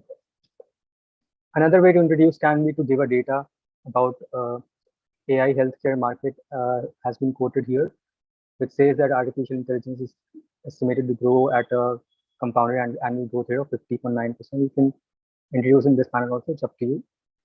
When you come to the main body, so this was the first good thing that they had asked, right? Significance of AI in clinical diagnosis. Now here we have to, even if you don't know, you know about clinical diagnosis, right? So you can make some intelligent guesses about what AI will do. It will not do something new. It will do whatever we are already doing, but it will do it more efficiently. It will do it in a better way. So let's look at some of the points. It will help detect diseases even before evident symptoms appear. We'll look at some patterns and it will detect diseases. So it will be good if you can detect very high risk diseases like related to the heart. Then it has been shown that it can diagnose skin cancer, eye conditions very accurately, can analyze CT scans, X-rays. We can stratify. So stratify means it will help in the classification of diseases also, of which diseases, of which type. That will also be helpful, right? Then it can predict who is at a greater risk. It will look at the patterns of genetic construct in a population. It will say, okay, people of this genetic construct may have a higher risk of this kind of a disease. That is something it can do. It can identify patterns in a population. So during COVID-19, it will be very helpful if you can identify, okay, which population has a higher spread, and which kind of population has a higher risk or higher intensity. That is how you knew, right? That okay, people who are older than 60, they have a high risk of uh, uh, severe COVID-19. So those were the things that AI can help in. Two more points here. It can help in modeling of clinical trials. Clinical trials means before you enter the domain of treatment. Basically, it is based on research. So it can help in research. It can help in optimal therapies and treatments. Now, here I've given some examples from AI healthcare startups. It's up to you to mention these examples in the above points. After that, you have to come to the privacy issues that come from the use of AI in clinical diagnosis. So you know about data privacy issues. There is sensitive and personal data can be misused if it gets into the hands of a company that is not in the public interest, right? Often patients are not informed. So there's a concept of consent. So are we talking about informed consent? Maybe not. Some cases we don't have consent. Then facial recognition, wearable devices. These days you have smartwatches which are constantly monitoring your health data. There are lack of guidelines from the government. There's lack of transparency in the algorithms themselves. There are some issues in the cybersecurity framework. So all these points are related to the privacy issues that can arise from whenever you are using artificial intelligence for clinical diagnosis. Okay, so next you can write about, okay, there's one more point about algorithms being biased. There was some case in America where the bias in algorithms was shown between blacks and whites. The algorithms were especially with respect to health data. So you can read about that case. Then you can write about the solutions to these privacy issues. About the Digital India Act, Data Protection Act. Then you can write about data hygiene, means collecting only that data which you need for your research or treatment. Then cybersecurity infrastructure, ethical standards. So there were some ethical standards which were released already by ICMR a few months back. You can read some articles. Then you have to reduce these biases that are there in the algorithm. So this is what you have to do. And then in the conclusion, I would say that there are some ways to write the conclusion. You can either write this statement from ICMR that AI technologies must undergo rigorous clinical and field validation before being applied on patients. These are necessary to ensure safety and efficacy. So you can this might be the best conclusion. You can also write about the Digital India Act, or you can link this to SDGs, right? Making our healthcare systems more efficient, accurate, and customized for education. SDG3, as you know, is good health and well-being, right? Let's look at the next question, which is about microorganisms and their use in meeting the current fuel shortage. So here, question is saying discuss several ways in which microorganisms can help in meeting the current fuel shortage. So you know that there is a fuel shortage, global fuel crisis that is going on around in the world. So we are looking at some solutions. So this question comes from there. So microorganisms are one way where you can invest, and they will help you in meeting some the current fuel shortages. So here, major focus should be on the various ways in which you can use microorganisms to meet the fuel demand. Yeah, it's a discussed question, so you can write some challenges, way forward, government initiatives to make your answer holistic. So here in the introduction, you can mention this World Energy Outlook report of acute fuel shortage and how it can potentially be resolved. We're not saying it can be completely resolved, but potential is there to resolve it using some microorganisms like bacteria, or you can get some data from International Energy Agency, or you can explain the role of microorganisms. It's up to you how you want to introduce. Then in the main body, you have to give several ways in which microorganisms can be used in making fuel.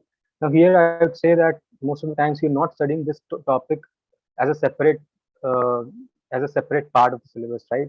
But here, if you want to make some guesses, you can apply some common sense and make guesses, because what is the fuel?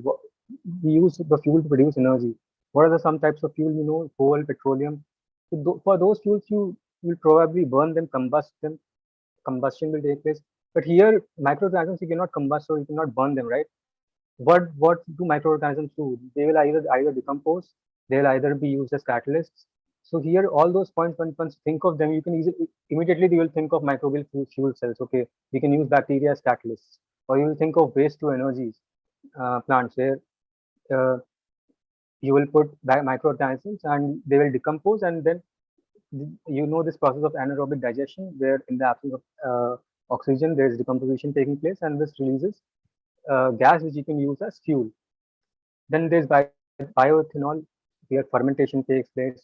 Yeast and bacteria, when they ferment sugars, they produce bioethanol. You can blend it with gasoline and use it as a fuel. Then biodiesel, you can make biodiesel by a process called trans-esterification. Even if you don't know the process, you should know that you can convert oils, fats, and lipids into fuel using microbes. Then, as we talked about biogas using bioremediation, then biohydrogen production also through the fermentation process. So we look at this for fermentation, catalysis, decomposition, all these processes that the microorganisms do. That will help us in making of fuels. In carbon capture and utilization, I'm sorry, carbon capture and utilization, you can also write that point. Then write about the benefits of using microorganisms, and even if so here we have written some explanations also, but you can just write these key points of that. Okay, these are renewable and sustainable energy sources. They can help in providing energy security. They can help in improving the employment, especially related to agriculture, because most of the agricultural waste will be used as we'll give them to microorganisms, so they'll be decomposing those materials. So it can help in that way. It will help in the cleaner air and water quality. It's a clean energy, so obviously it will help in providing cleaner air and water quality. Next, you can mention that there are some challenges, right? It's not a foolproof solution. So the challenges involved, if there's a lack of infrastructure, the production costs are high, we do not have a skilled interdisciplinary workforce, the technology is still being developed, production process is very intensive. These are some challenges. And lastly, if you want to mention some government initiatives, we have time, please mention these policies related to biofuels, National Biofuel Policy, Governance Scheme, G1 scheme, and the ethanol blending. Lastly, if you want to conclude using SDGs, that is, I think, the best way of linking it with affordable and clean energy, SDG number 7. So microorganisms can help reduce food fuel shortage when complemented with other renewable energy technologies. And the need is to encourage this. You're giving the way forward here, that the need is to encourage more research and development in the sector. Or you can conclude by writing about the role of biotechnology in effectively utilizing microorganisms in food production. All right, so that is all the 10 markers in science and tech. Now let's go to question number 16, which is about the moon mission. Here it is. So if you look at this question again, the question is giving you the whole structure. You do not need to think a lot on what to write after what. The first part of the question is saying, what is the main task of India's third moon mission, which could not be achieved in its earlier mission? Next, it's asking you to list the countries that have achieved this task and introduce the subsystems in the spacecraft launched. Explain the role of Virtual Launch Control Center at the Vikram Sarabhai Space Center, which contributed to the successful launch from Sriharikota.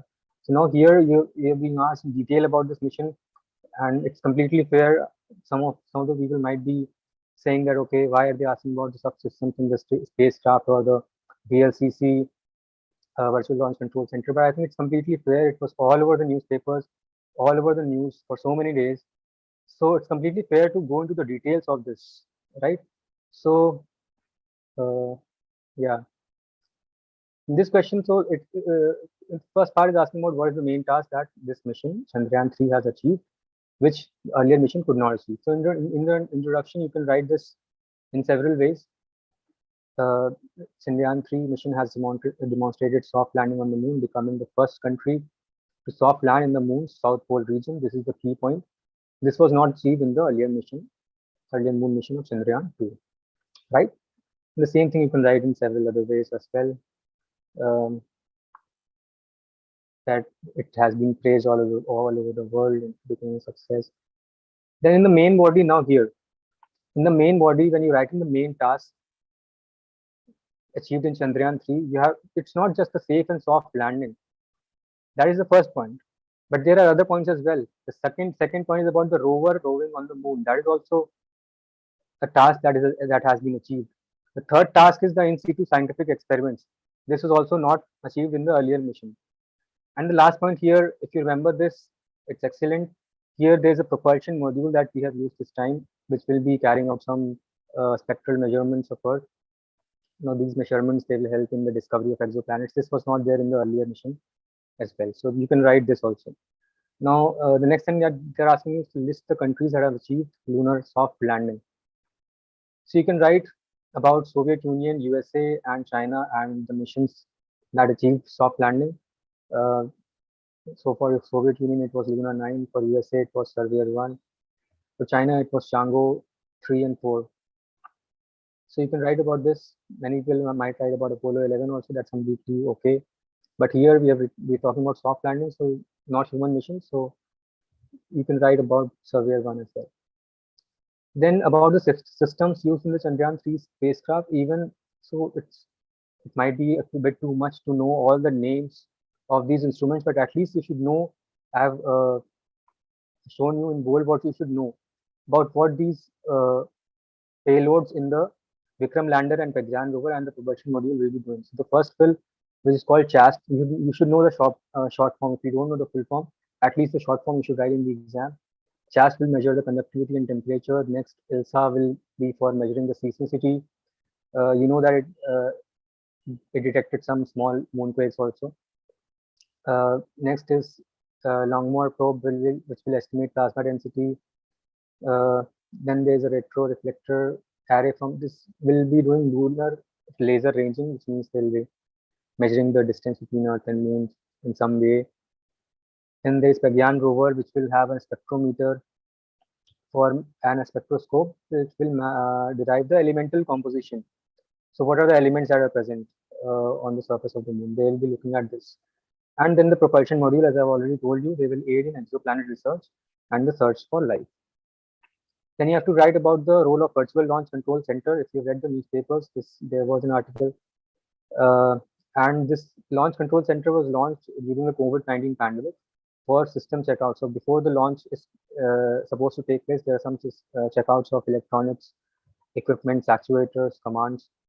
So all these are done by VLCC, remote system checkouts of the launch vehicle prior to a mission. And then you can also mention very briefly about Satish Dhawan Space Center, which is the final command center, and the Vikram Sarabhai Space Center in Trivandrum, which is the lead center for design and development of launch vehicle technology. And again, in the conclusion, you can either write about the opportunities like nurturing of talent, because it will definitely encourage more and more people to come into the field of space science and research. The next type of conclusion, you can write about the benefit of humanity. Prime Minister had said about one family, one future. So this moon mission is a step in that direction of advancing space exploration for future human missions, mineral explorations, and scientific research for the benefit of humanity. Lastly, you can write about ISRO's own missions. It will be a learning experience for the upcoming missions of ISRO. So that is all about science and technology. I think the questions were very straightforward. Some questions had details, but yeah, you had to apply some common sense. Basically, that is what I've understood. Over to you, Abhijit, sir. Thank you, Ishan. Ishan, can you end the screen share? So, like for example, even here, जैसे multiple conclusions हमने दिए हैं आपको in the model structure, because the idea is there is no perfect conclusion.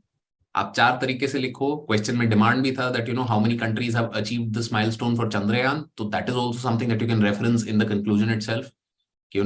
India is among the hallowed crowd, that there are very few. I think there are 3 agencies which have been able to have a moon lander. So if India wahan pe hai, then future is bright, because again, there are a lot of people who are investing in space at the time that India is making such great strides. Now, Krishna sir will take up the environment wala section. Sir, over to you. Yes, thank you so much. Is the screen visible? Yes, visible. Okay, I'll be a little faster here because already it's been 1.5 hours and we are still 9 questions to go. So what I will be doing is focusing more on the structure part. I'll not go in details of each of the sub points. I hope आप पढ़ के उस चीज को समझ पाएंगे, ठीक है? तो जहाँ पे आपको लग रहा है कि कोई पर्टिकुलर पॉइंट आपको समझ नहीं आ रहा है, you can just read it and understand. Okay. So the first question that I will be taking is from the disaster management. Actually, there was just one question for 10 marks this year. This question is actually in two parts. Initially, there is a context given. The context is that dam failures are always catastrophic, especially on the downside side, resulting in a colossal loss of life and property. Analyze the various causes of dam failures and give 2 examples of large dam failures. So these are the 2 parts of the question. Context अगर समझना है, basically down side क्या होता है, if this is a river, ये river यहाँ से इस तरफ फ्लो हो रही है, आपने यहाँ पे डैम बिल्ड कर दिया. सो इस डैम के नेक्स्ट साइड में डाउन जो वाटर आ रहा है उस डायरेक्शन में जो साइड है, this will be called as down side. So obviously अगर इस डैम में कुछ फेलियर होता है, ये डैम अगर if there is any accident और if there is any failure of this dam, then this water stored here will go out of this dam and it is very commonsensical that it will impact the downside. So इसमें there is nothing new. So आपको generally when there is such kind of context, you should substantiate this context. So in the introduction itself, you can substantiate this context. So यहाँ पे you can see we have substantiated it with the current affairs that more than 11,000 people killed and thousands are missing, catastrophic collapse of 2 dams in eastern Libya. So this is one current affair context कि eastern Libya में एक dam failure हुआ, उस वजह से some people were died. So we have basically proved this statement. हमने इस statement को कॉन्टेक्चुअलाइज किया है. Never contest this statement. इस स्टेटमेंट को आपको कभी भी कंटेस्ट नहीं करना है, इस स्टेटमेंट के अगेंस्ट नहीं बोलना है, क्योंकि यहाँ पे इन्होंने फुल स्टॉप देके स्टेटमेंट यूपीएससी ने खुद दिया है. तो यहाँ पे इट इज एक्सपेक्टेड कि आप इस स्टेटमेंट को सीधा सीधा सब्सटेंशिएट कर लो. Once you substantiate this in the introduction, then you can go in main body and answer these 2 parts. यहाँ पे इंटरेस्टिंगली है कि जो first part of the answer है that is very easy actually, causes आपको लिखने हैं, बट सेकंड पार्ट जो है 2 examples of large dam failures. तो रिसेंट हिस्ट्री में स्पेशली इंडिया के कॉन्टेक्स्ट में there have been no large dam failures हुए नहीं है. एक्चुअली 2019 में डैम सेफ्टी बिल आया था, then there was a DRIP dam rehabilitation का कुछ वर्ल्ड बैंक के साथ हमने एक प्रयास किया था, but there were no large dam failures. So आपको ये 2 एग्जांपल्स पता होना लिटिल ट्रिकी था. सो आई डोंट सी कि many of the people will be able to write this 2 examples in the exam like situation. What I see from this question is this 2 examples will be around for 2 marks. So अगर आपने ये 2 marks नहीं लिखे तो आपका evaluation 8 marks से ही होगा, ठीक है? Now coming to the answer, already I told you कि in introduction you should substantiate the context of the question, whereas in main body you are giving causes of dam failure. यहाँ पे सीधे एक साथ लिखे, you can just divide these causes into 2 verticals. One can be man-made causes and one can be natural causes. कोई भी failure हो रहा है तो there can be 2 possibilities, either it is natural or it is man-made. So natural में there can be floods, there can be siltation. Siltation मतलब क्या होता है कि ये river है, यहाँ पे dam है, so there is a water flowing in this river. So when this water is flowing for thousands of kilometers, there is some soil, some salt, some soil, some sand that will be part of this particular outflow, right? So इस outflow जो हो रहा है from the beginning of the river till the dam, इस पूरे flow में there will be some sort of soil, some sort of sand that is coming and that will be collected here. It is called as siltation. Similarly, spillways की concept होती है. I will not go into discussing what exactly spillway and all. That will take a little lengthy. Just Google it, आपको पता चल जाएगा. Foundation, आपने dam build किया है, there is foundation to that dam. If that foundation is not perfect, नहीं तो recently Patna में आपने देखा होगा कि there was newly constructed bridge, वो पूरा का पूरा ब्रिज गिर गया just because the quality of the construction was problematic. So poor construction, all these points are there, right? Similarly, एक important point है कि हाइड्रोइलेक्ट्रिक पावर जनरेशन. सो आपको ये पता होना चाहिए कि डैम 2 रीजंस के लिए बिल्ड किया जाता है. एक रीजन होता है फॉर द वाटर रिक्वायरमेंट, पानी के लिए. You just want to provide water to all this people living in this areas, right? तो ये जो डैम के एरियाज में लोग हैं उनको आपको ड्रिंकिंग वाटर या फिर इंडस्ट्री या फिर एग्रीकल्चरल वाटर के लिए हम डैम बिल्ड करते हैं. Another reason for building dam is the power generation. It is called as hydroelectric. Hydro means water. So electricity generation using water, power of water. So whenever it is only for the water needs, then the dam structure is different. But when you are producing electricity from here, then there are some changes made. So obviously आपको अगर hydroelectricity generate करनी है, तो you have to use the generators, and उस generators में आपको बहुत तेजी से पानी उस टर्बाइंस पे फेंकना होता है, right? So there are turbines, उस टर्बाइन को flow, obviously how electricity is generated, there is a turbine, turbine की ब्लेड होती है, इस टर्बाइन के ब्लेड को घुमाते हैं, and from that rotation electricity is produced. I am telling you in very non scientific way, but fundamentally इस तरीके से इलेक्ट्रिसिटी जनरेट होती है. तो ऑब्वियसली आपको वाटर का फ्लो बहुत तेज चाहिए if you want to generate more electricity, and obviously if you have the faster flow of water, then the failure के chances बढ़ जाते हैं. वो है ना कि जितनी ज्यादा आपकी स्पीड है तो ऑब्वियसली एक्सीडेंट्स के चांसेस बढ़ जाते हैं. So these are some of the causes of the dam failure. There are some rare causes also, जैसे एक्ट ऑफ वॉर, कि किसी ने आपके दुश्मन कंट्री ने डैम फोड़ दिया, राइट? डिफेक्टिव मटेरियल्स, कभी कभी मटेरियल डिफेक्टिव आ गया. अर्थक्वेक इंड्यूस्ड डैम फेलियर्स भी होते हैं. So this is one of the reasons. Then obviously यहाँ पे पूछा नहीं इन्होंने आपको, आप अगर क्वेश्चन में देखोगे तो it is just asking analyse the various causes of dam failures. But अगर आप 2-3 लाइन में उसके how you can prevent the dam failure वो देते हैं, तो दैट इज वेरी गुड.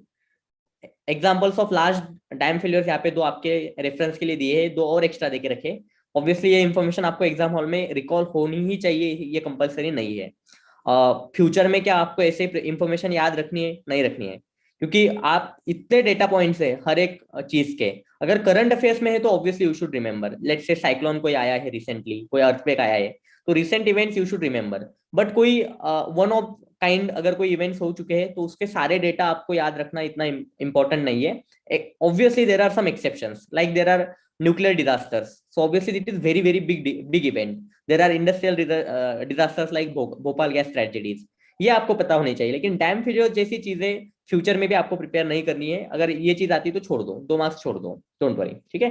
क्योंकि आरओआई देखो ना, अगर आप इंफॉर्मेशन ग्रास्प कर रहे हैं तो there will be a turn of information, उसमें से कोई किसी एक साल में 2 एग्जांपल्स पूछ लिए थे. सो 2 मार्क के लिए इतनी सारी इंफॉर्मेशन याद रखना वर्थ इट नहीं है, ठीक है? In way forward you can write regulatory mechanism, inspection की बात कर सकते हैं. मैंने ऑलरेडी बोला था डैम सेफ्टी एक्ट का आप यहाँ पे बात कर सकते हैं. या फिर you can talk about DRIP, dam rehabilitation improvement programme. It is with the help of World Bank के साथ मिलकर हमें कर रहे हैं. Next question is about oil pollution. What is oil pollution? What are its impact on marine ecosystem? In what ways the oil pollution particularly harmful for India? So there are 3 clear-cut parts of the question. Question में ही दी है. First part is what is oil pollution. Second part is impact. Impact में याद रखना है बस marine ecosystem की बात की गई है, ठीक है? And how it is harmful to country like India. So these are the 3 parts of the question. In introduction itself, you can answer first part. What is oil pollution? So explain oil pollution in introduction itself. Then in main body, you can start with impact on marine ecosystem. So marine ecosystem के जो different parts है, biodiversity के part है, you can start with biodiversity. You can talk about plants, you can talk about animals, right? Animals in the sense here they are fishes, right? You can talk about the ecosystems, ठीक है? So in plants you can talk about phytoplankton, you can talk about various marine algae, right?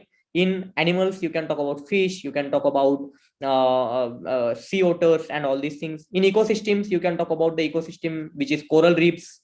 You know there are 2 famous aquatic ecosystem. One is coral reefs. Along with that you can also talk about the coastal ecosystems, in which you can talk about mangroves, right? So these are all the points on which you can write about the impact, right? So यहाँ पे detail में आपके लिए impacts लिखे हैं, ठीक है? फिर मेटा लेवल पे कुछ चीजें आप बोल सकते हैं ब्रॉडर लेवल पे. तो इकोसिस्टम में अगर इकोसिस्टम सर्वाइव करनी है तो सारे प्लांट्स का एंड एनिमल्स का एक दूसरे के साथ मिलकर रहना जरूरी है. अगर इसमें कोई भी part of this cycle is disturb, then entire ecosystem can collapse. इसे इकोलॉजिकल कोलैप्स बोलते हैं. तो क्या होगा कि लेट्स से दिस प्लांट्स और animals are getting impacted, so आपकी जो फूड चेन है, एंटायर मरीन फूड चेन है, this food chain will be impacted. So ये आप मेटा लेवल के 1-2 पॉइंट्स यहाँ पे ऐड कर सकते हैं, ठीक है? नेक्स्ट है इंडिया के लिए क्यों हार्मफुल है, इसके रीजंस. तो हमारी वास्ट कोस्टलाइन है, you know that we have more than 7500 kilometres of coastland. Then we import oil. We are not energy sufficient. Energy security से आप इसे लिंक कर सकते हैं. we import most of our oil and gas from Middle East countries, Russia, Ukraine, इन सारे countries से हम सारा इंपोर्ट करते हैं. सो ऑब्वियसली इतना वॉस जब इंपोर्ट हो रहा है तो देयर इज हायर चांस कि there will be more amount of spillage of oil, right. Next is rich biodiversity. You know that India is one of the richest biodiversity in terms of biodiversity. India is one of the richest country in the world, not economically but biodiversity के context में, right. So obviously ज्यादा biodiversity है, वहां पे कोई oil spillage होता है, कोई इकोलॉजिकल डैमेज होता है, तो मोर number of species will be impacted, right. Then you can talk about economic impact on fisherman community. क्यों? क्योंकि आपका ऑयल स्पिल होगा तो वहां के बहुत सारे फिशेस मर जाएंगे. फिशेस मरेंगे तो फिशरमैन को कैच नहीं मिलेगा. Catch in the sense the amount of fish which is catched by the fisherman. So obviously अगर उनको फिश कम मिलेंगे तो उनकी इकोनॉमिक साइकिल डिस्टर्ब हो जाएगी. So these are some of the impacts on India. And in conclusion you can talk about what India is doing for controlling oil pollution. यहाँ पे अगर आपने कल के पेपर के बाद थोड़ा सा एनालाइज किया है तो you can also talk about the IMO के कुछ रेगुलेशंस है regarding the spillage of oil. एक कन्वेंशन है इंटरनेशनल लेवल पे ऑयल पोल्यूशन रोकने के लिए. You can talk about that in this conclusion. Then moving to the next question which is 15 marker.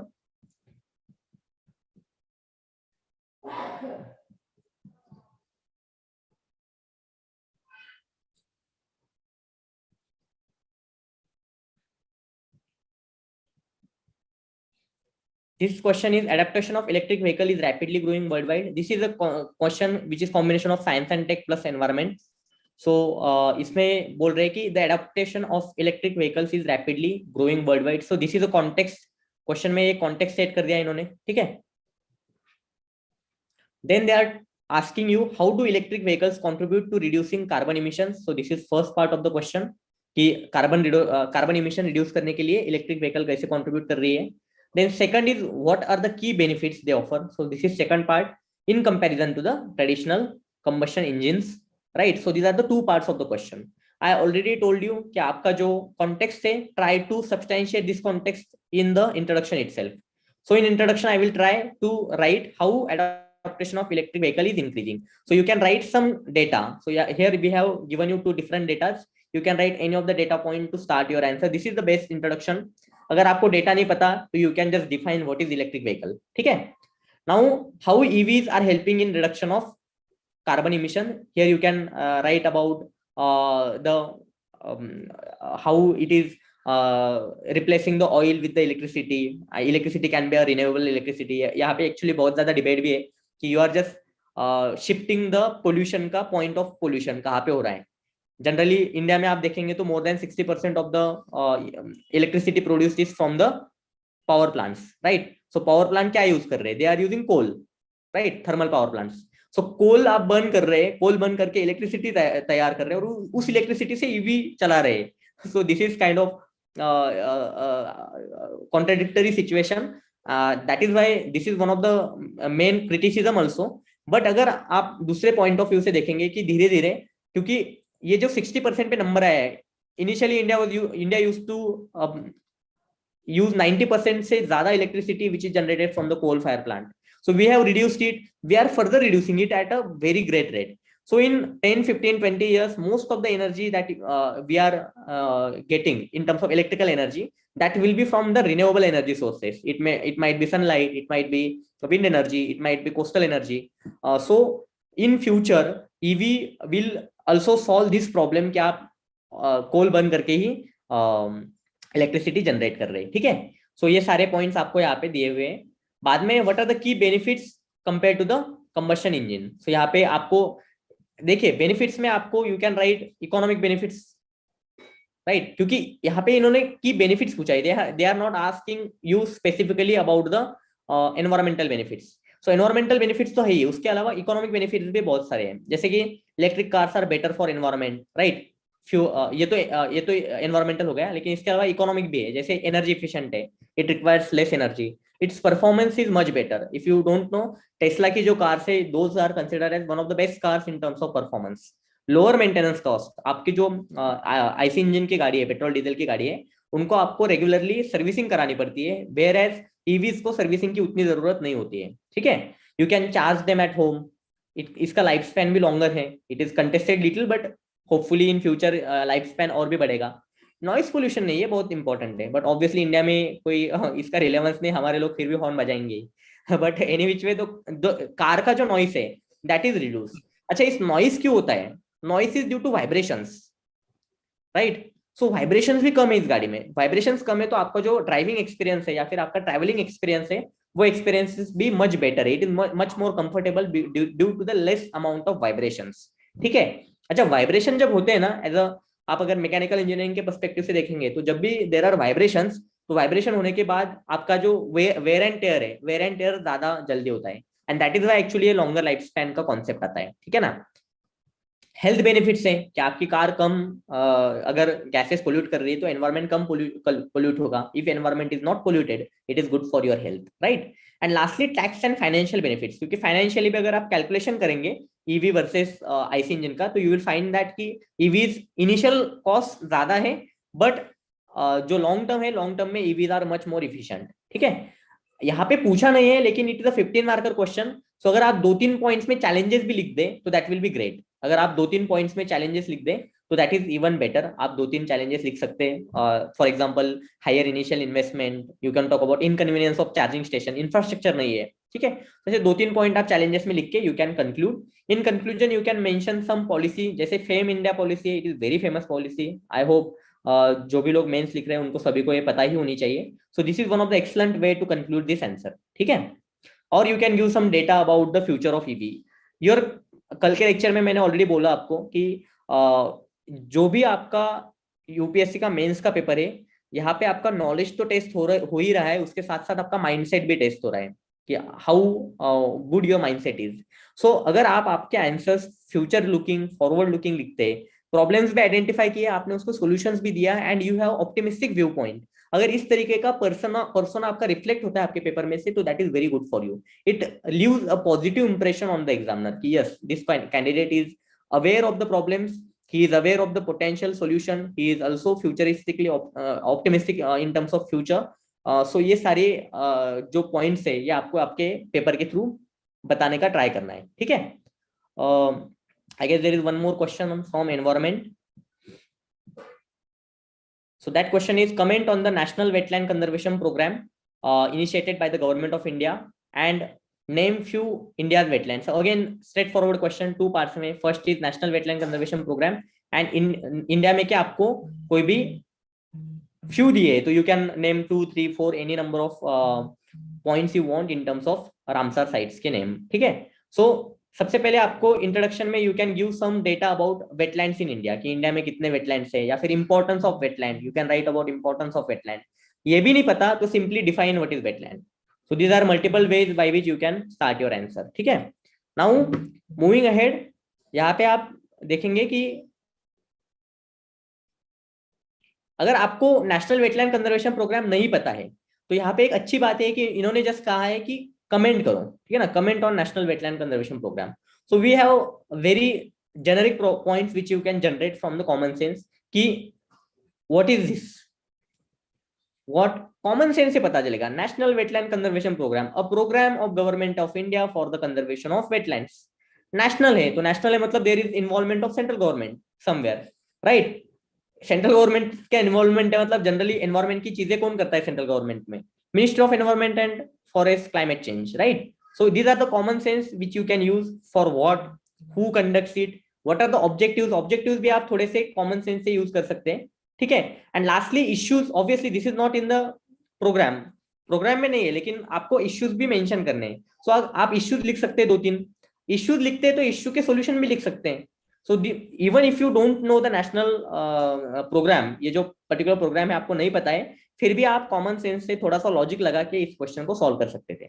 Second part of question was very easy, क्योंकि Ramsar sites are always in news. Prelims के लिए हमने अच्छे से prepare कर ही रहे थे, तो कोई भी 2-3 आप साइट्स यहाँ पे ऐड कर सकते हैं। अगर आप मैप, छोटा सा मैप यहाँ पे ऐड करके मैप में 2-3 साइट्स दिखा दो तो that is even better rather than writing it in text format। अगर मैप में आपने 2-3-4 साइट मार्क कर दी तो that will give you that extra mark, half mark, 1 mark आपको एक्स्ट्रा दे देगा। ठीक है। Then in conclusion you can write about the importance of wetlands for India or significance, that I already told you, forward looking futuristic conclusion। Last question on the environment part is IPCC का एक report आया था जो बोल रहा है कि there will be rise of 1 metre in terms of sea level by 2100, right? So अब से लगभग 80 सालों में 1 मीटर से हमारी सी लेवल राइज हो जाएंगी. तो what would be its impact on India and other countries in the Indian Ocean region? So Indian Ocean region के जो भी कंट्री है, इंडिया है तो ये जो पूरा रीजन है, ठीक है ना? So this is the entire IOR, Indian Ocean region. So Indian Ocean region के जितने भी कंट्रीज हैं इन पे क्या इंपैक्ट होगा ये आपको लिखना है. सो ऑब्वियसली इंपैक्ट पूछा है. अगेन यहाँ पे सिंगल पार्ट है. This is the first part which is just the context. So again I have already explain you, just substantiate the context in introduction. Introduction में आप कॉन्टेक्स्ट को substantiate कर दीजिए. In main body you will write impacts. Impacts को you can divide social impacts, then economic impacts and environmental impacts. So अगर आप हर एक में दो तीन पॉइंट भी लिख देते तो 8 पॉइंट्स इजीली, 8 से 10 पॉइंट आपके इजीली जनरेट हो जाएंगे. ठीक है. नाउ इंट्रोडक्शन में आपने कॉन्टेक्स्ट को सब्सटैंशिएट कर दिया. इम्पैक्ट्स क्या हो रहा है? तो वल्नरेबल जो पॉपुलेशन है उस पर इम्पैक्ट हो रहा है, डिस्प्लेसमेंट हो रही है, फ्लड्स एंड साइक्लोन्स बढ़ रहे हैं, लाइव्स एंड लाइवलीहुड्स इम्पैक्ट हो रही है, कोस्टल सिटीज सबमर्ज हो सकती है. It is a interesting report कि 2050 तक इंडिया में मुंबई, कोची, मैंगलोर, चेन्नई, विशाखापट्टनम जैसी cities can be submerged, right? अगर यही रेट से आपका सी लेवल बढ़ता रहा तो. ठीक है. Then coastal erosion, economic losses भी हो रहे हैं यहाँ पे, एनवायरमेंटल डैमेज हो रहा है. ठीक है. सो ये सारे इसके पॉइंट्स है. यहाँ पे एक साथ लिखे, you can subdivide this impacts in social, economic and environmental sectors. I already told you, right? Then this is first part. Second part is, I'm sorry, just one part, there is no second part, just one part. So इसके बाद आपको थोड़ा सा initiatives आप लिख सकते हैं या फिर आप वे फॉरवर्ड लिख सकते हैं कि how to deal with this situation, क्योंकि 15 मार्कर क्वेश्चन है, एक ही पार्ट इन्होंने पूछा था. तो इस क्वेश्चन में आपको थोड़ा सा खुद से 1-2 पॉइंट्स ऐड करने हैं जो कि जनरली होने चाहिए इनिशिएटिव्स या वे फॉरवर्ड के. ठीक है. So these are all the initiatives which are being done for controlling the rising sea level. आप पढ़ लो इनको. ठीक है. कंक्लूजन में again you can talk about the futuristic point. तो यहाँ पे फॉरवर्ड लुकिंग पॉइंट में it is not very easy to stay optimistic. So generally अगर आपको लग रहा है कि ऑप्टिमिस्टिक कंक्लूजन आप नहीं लिख पा रहे तो you can just end with some kind of data, some kind of report and conclude your answer. So this is it for environment. Largely जो क्वेश्चंस थे those were very straight forward. You should have been able to write these answers without much trouble. With this, I'll hand over to Abhijit sir. Right, thank you, Krishna. And like for example, अब ये जो last वाला question discuss कर रहे थे तो इसमें economic impact, social impact के साथ साथ आप पॉलिटिकल इम्पैक्ट भी लिख सकते हो कि भाई अगर आपकी कंट्री में नेचुरल डिजास्टर्स इतने हो रहे हैं, बढ़ गए हैं because of climate, that will also lead to a change in politics. Right. तो more and more redevelopment and मतलब इसको अगेन जैसे हमने पेपर के पहले बात करी कि भाई जब इंटरलिंकिंग हो ही रहा है भाई आप यहाँ पे भी इंटरलिंकिंग करो कि भाई disaster preparedness will become a much more important part, क्योंकि GS3 में सिलेबस में ऑलरेडी है ही है. Right. So now will take up the last part of today's paper which will be the internal security. तो इंटरनल सिक्योरिटी का अपना जो डिस्कशन चलेगा यहाँ पे, जस्ट अ सेकंड, हाँ दीस, या ग्रेट. इंटरनल सिक्योरिटी का द डिस्कशन इज बेसिक, क्योंकि आप देखोगे पिछले 4-5 साल में अगर इंटरनल सिक्योरिटी की हम बात करें तो there are a lot of questions that are repeated not just in terms of कि भाई मतलब डायरेक्ट क्वेश्चन भी रिपीट होता है कई बार, but core topic internal security में वो 4-5-6 ही हैं. और क्वेश्चन नंबर 19 पे जब हम आएंगे तो विल सी कि भाई वो 4-5-6 जितने भी टॉपिक है वो सारे उन्होंने पूछ लिए हैं वही की वही. Right. So with that, let's begin. Question number 9 is winning the hearts and minds in terrorism affected areas is essential step in winning the trust of the population. तो सिंपल सी चीज है. This is the first part. 10 marker ये है. तो first part जो है आपको थोड़ा सा सब्सटैंशिएट आप यहाँ कर सकते हो. सब्सटैंशिएट करने की क्यों जरूरत है? क्योंकि again UPSC has given a statement. Do you agree with the statement? कि भाई क्या ये आपको लगता है जरूरी स्टेप है भी या नहीं?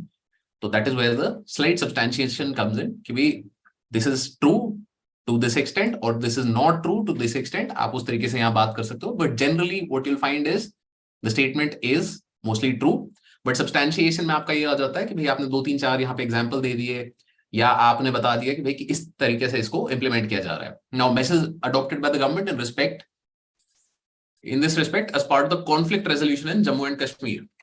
तो एक तो पहले पूछा गया कि भाई what is the importance of winning hearts and minds, and then specific steps taken in Jammu and Kashmir. तो इंपॉर्टेंस, राइट, कि इंसानियत, जमहूरियत, कश्मीरियत, ये वाजपेयी जी का मतलब बहुत ही फेमस वो था स्लोगन.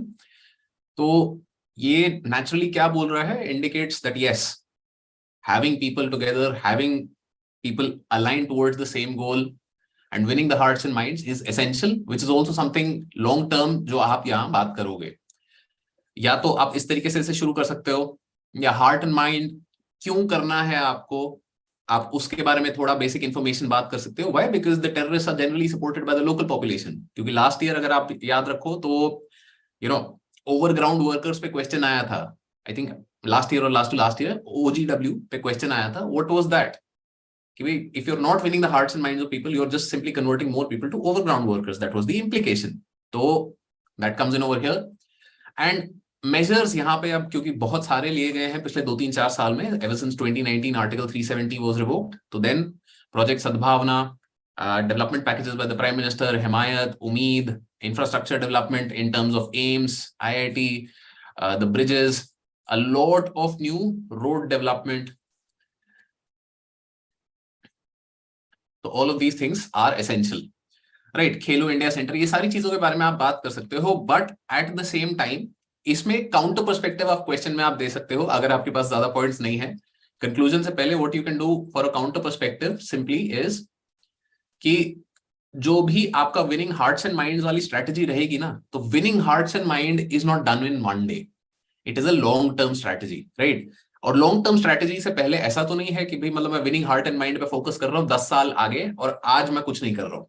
तो that you can talk about कि भाई short term, mid term and long term measures के बारे में आप थोड़ा बहुत बात कर सकते हैं, क्योंकि hearts and minds will take time. तो in the mean time these are things that need to be done.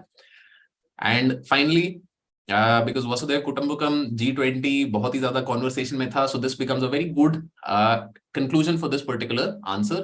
Other than that, you can also talk about, there was a recent incident in Kashmir जहाँ पे मतलब terrorist incident हुआ था southeastern Kashmir में. तो उसको भी आप mention कर सकते हो slightly कि भाई despite the efforts of the government, despite everything, the people are still not fully convinced about the idea. But still, general idea, like Krishna sir had also mentioned, is something that you need to end on a positive note. तो ये चीजें ध्यान रखते हुए अगले question पे हम आते हैं. Now UAV, unmanned aerial vehicles, essentially drones. तो ड्रोन्स हमारे जो हैं बहुत ही ज्यादा रशिया यूक्रेन वॉर में फ्रीक्वेंटली यूज हुए हैं. वहां we have seen the efficiency of these, क्योंकि ये बहुत ही एक लो कॉस्ट इन्वेस्टमेंट है जो कि बहुत ही आउटसाइज रिटर्न दे रहा है. कि भाई आप एक जगह आपका टैंक है, you have to spend a lot of money in order to build a tank, but then you have a drone which takes an anti-tank missile, drops it on top of the tank and well done. तो जो outsized impact इनका रहा है उसके बारे में, उस कारण से ये क्वेश्चन आया है. Now this question particularly relates to internal security threats, कि भाई आपको arms and ammunition, drugs etc. cross border transport किए जा रहे हैं using drones, and it's very difficult to sometimes track and monitor drones. तो what are the measures taken by the government of India to tackle this? First part again आपका हो जाएगा कि क्या ये जो सीरियस थ्रेट है ये सच में सीरियस है कि नहीं. तो इस बारे में आप थोड़ी बात कर सकते हो कि भाई drone attacks not just India Pakistan border पे होते हैं, ड्रोन अटैक्स आपका गोल्डन क्रेसेंट वाली साइड से नॉर्थ ईस्ट में भी जो ड्रग्स ट्रांसपोर्ट हो रहा है वहां पे भी हो रहे हैं, आपका इंडिया चाइना बॉर्डर के आसपास भी यूज हो रहे हैं. तो all of these problems do exist, but at the same time हमें मेजर फोकस अपना क्वेश्चन में रखना है on the second part, measures taken. So this is the main demand of the question. जो प्राइमरी आपका है वो आपने सब्सटैंशिएट कर दिया. सब्सटैंशिएट का सिंपली मतलब that you give some examples, talked about कि how is this a serious threat. Now measures taken में हम आ जाएंगे कि भाई ट्रेडिशनल डिटेक्शन मेथड वगैरह ये सब चीज तो ठीक है, but at the same time we have some new technological advancements which help us improve detection, particularly the D4S system. Other than that, counter drone strategy systems. Now one thing that you have to also highlight over here, and this can also be highlighted as one of the sort of क्या बोलते हैं threats, opportunity as well as threats, कि drones, while they are very very useful for data gathering even in India, तो इस कारण से government of India ने क्या किया है, government of India had liberalised drone rules in the year 2022. उससे पहले drone rules were very very stringent, but now because of the liberalised drone rules, तो देयर कैन बी सम मतलब fall out of this. सो ये चीज यहाँ पे आप opportunities and threats के टाइम से लिख सकते हो. एंड देन फाइनली मेजर जो आपको कम्युनिटी एंगेजमेंट वाली बात करनी है वो जरूरी है, क्योंकि as we saw in the previous question, hearts and mind जब तक आप विन नहीं करोगे, जब तक आपको रियल टाइम इंफॉर्मेशन नहीं आ रही है कि भाई ड्रोन यूज हो भी रहा है, क्या हो रहा है, तो then it is not very useful. Right, finally conclusion में यहाँ पे आप the new types of drones being developed या the cost asymmetry of drones, कि भाई ड्रोन को खरीदने में, डिप्लॉय करने में खर्चा नहीं आता इतना जितना ड्रोन से आपका आउटसाइज्ड इंपैक्ट रह सकता है. And the other great part about drones is कि it is very easy to have one user who can operate multiple drones. तो आपका जो क्या बोलते हैं ऑपरेटर है, तो ऑपरेटर भी सेफ रहता है and operator can keep switching drones. तो it is sort of a use and throw type of technology को भी यहाँ पे किया जा रहा है यूज इस केस में, which can be a little dangerous, but it is what it is. Now, coming to question number 19. The 19th question is basically a summary of the entire internal security section. क्योंकि आपसे question क्या पूछा गया सीधा सीधा, what are the internal security challenges being faced by India? सारे बता दो, और सारे आपको नहीं भी याद है तो आपको सिंपली इतना करना था that if you remember the syllabus, you have to write down each and every point of the syllabus over here. Now, the second part of this question is give out the role of central intelligence and investigative agencies tasked to counter such threats. Right? The first part आपका है, first part, what are the challenges? Second part is role of agencies, माने कि पहले आप agency बताइए कौन सी है, and कि भाई उनका task क्या है यहाँ पे. Now, first part में आप बेसिक लिख सकते हो कि भाई money laundering is a problem, cross border terrorism is a problem, infiltration ये है, सारी चीज लिख सकते हो. But if you give me some examples, that is the best thing that you can do over here.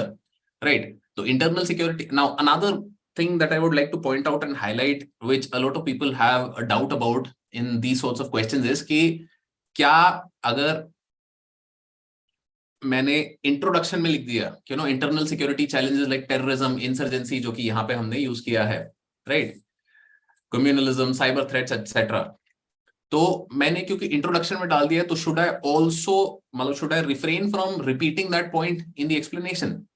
नहीं, आप बस इतना सिंपल सी चीज याद रखो कि आपने जब इंट्रोडक्शन में उसे सिर्फ मेंशन किया है ना, आप आगे जाके उसी चीज को सब्सटैंशिएट कर सकते हो. राइट, तो internal security challenges like terrorism कहां हो रहा है, कौन सा type of terrorism, what are some examples, right, Naxalism and insurgencies, have there been any recent incidents? So this is where internal security का current affairs relevant हो जाता है, कि जो भी न्यूज आइटम आप देख रहे हो, चीज आपको पता चल रही है, उसको आप इंटीग्रेट करते हुए चलो अपने आंसर में. एंड कम्युनल वायलेंस का कोई एग्जांपल है, cyber security, data breaches, cyber attacks on critical infrastructure. तो अब जैसे यहाँ पे रैंसमवेयर्स हैं, राइट, तो these sorts of things you can mention, example देते हुए चलो इस चीज का. इंटरनल सिक्योरिटी चैलेंजेस का और आप देखोगे drugs and human trafficking, social unrest, counterfeit currency. Counterfeit currency कहाँ लिखा है, यानी लिखा, नीचे लिखा है,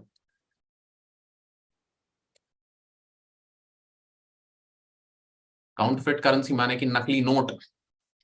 तो ये जो सारी चीजें हैं आप यहाँ मेंशन कर सकते हो विद सम पर्टिकुलर एग्जांपल्स, कि भाई सरकार भी हमारी कभी नोट निकालती है, कभी हटाती है. Why? Because counterfeit currency is a big problem.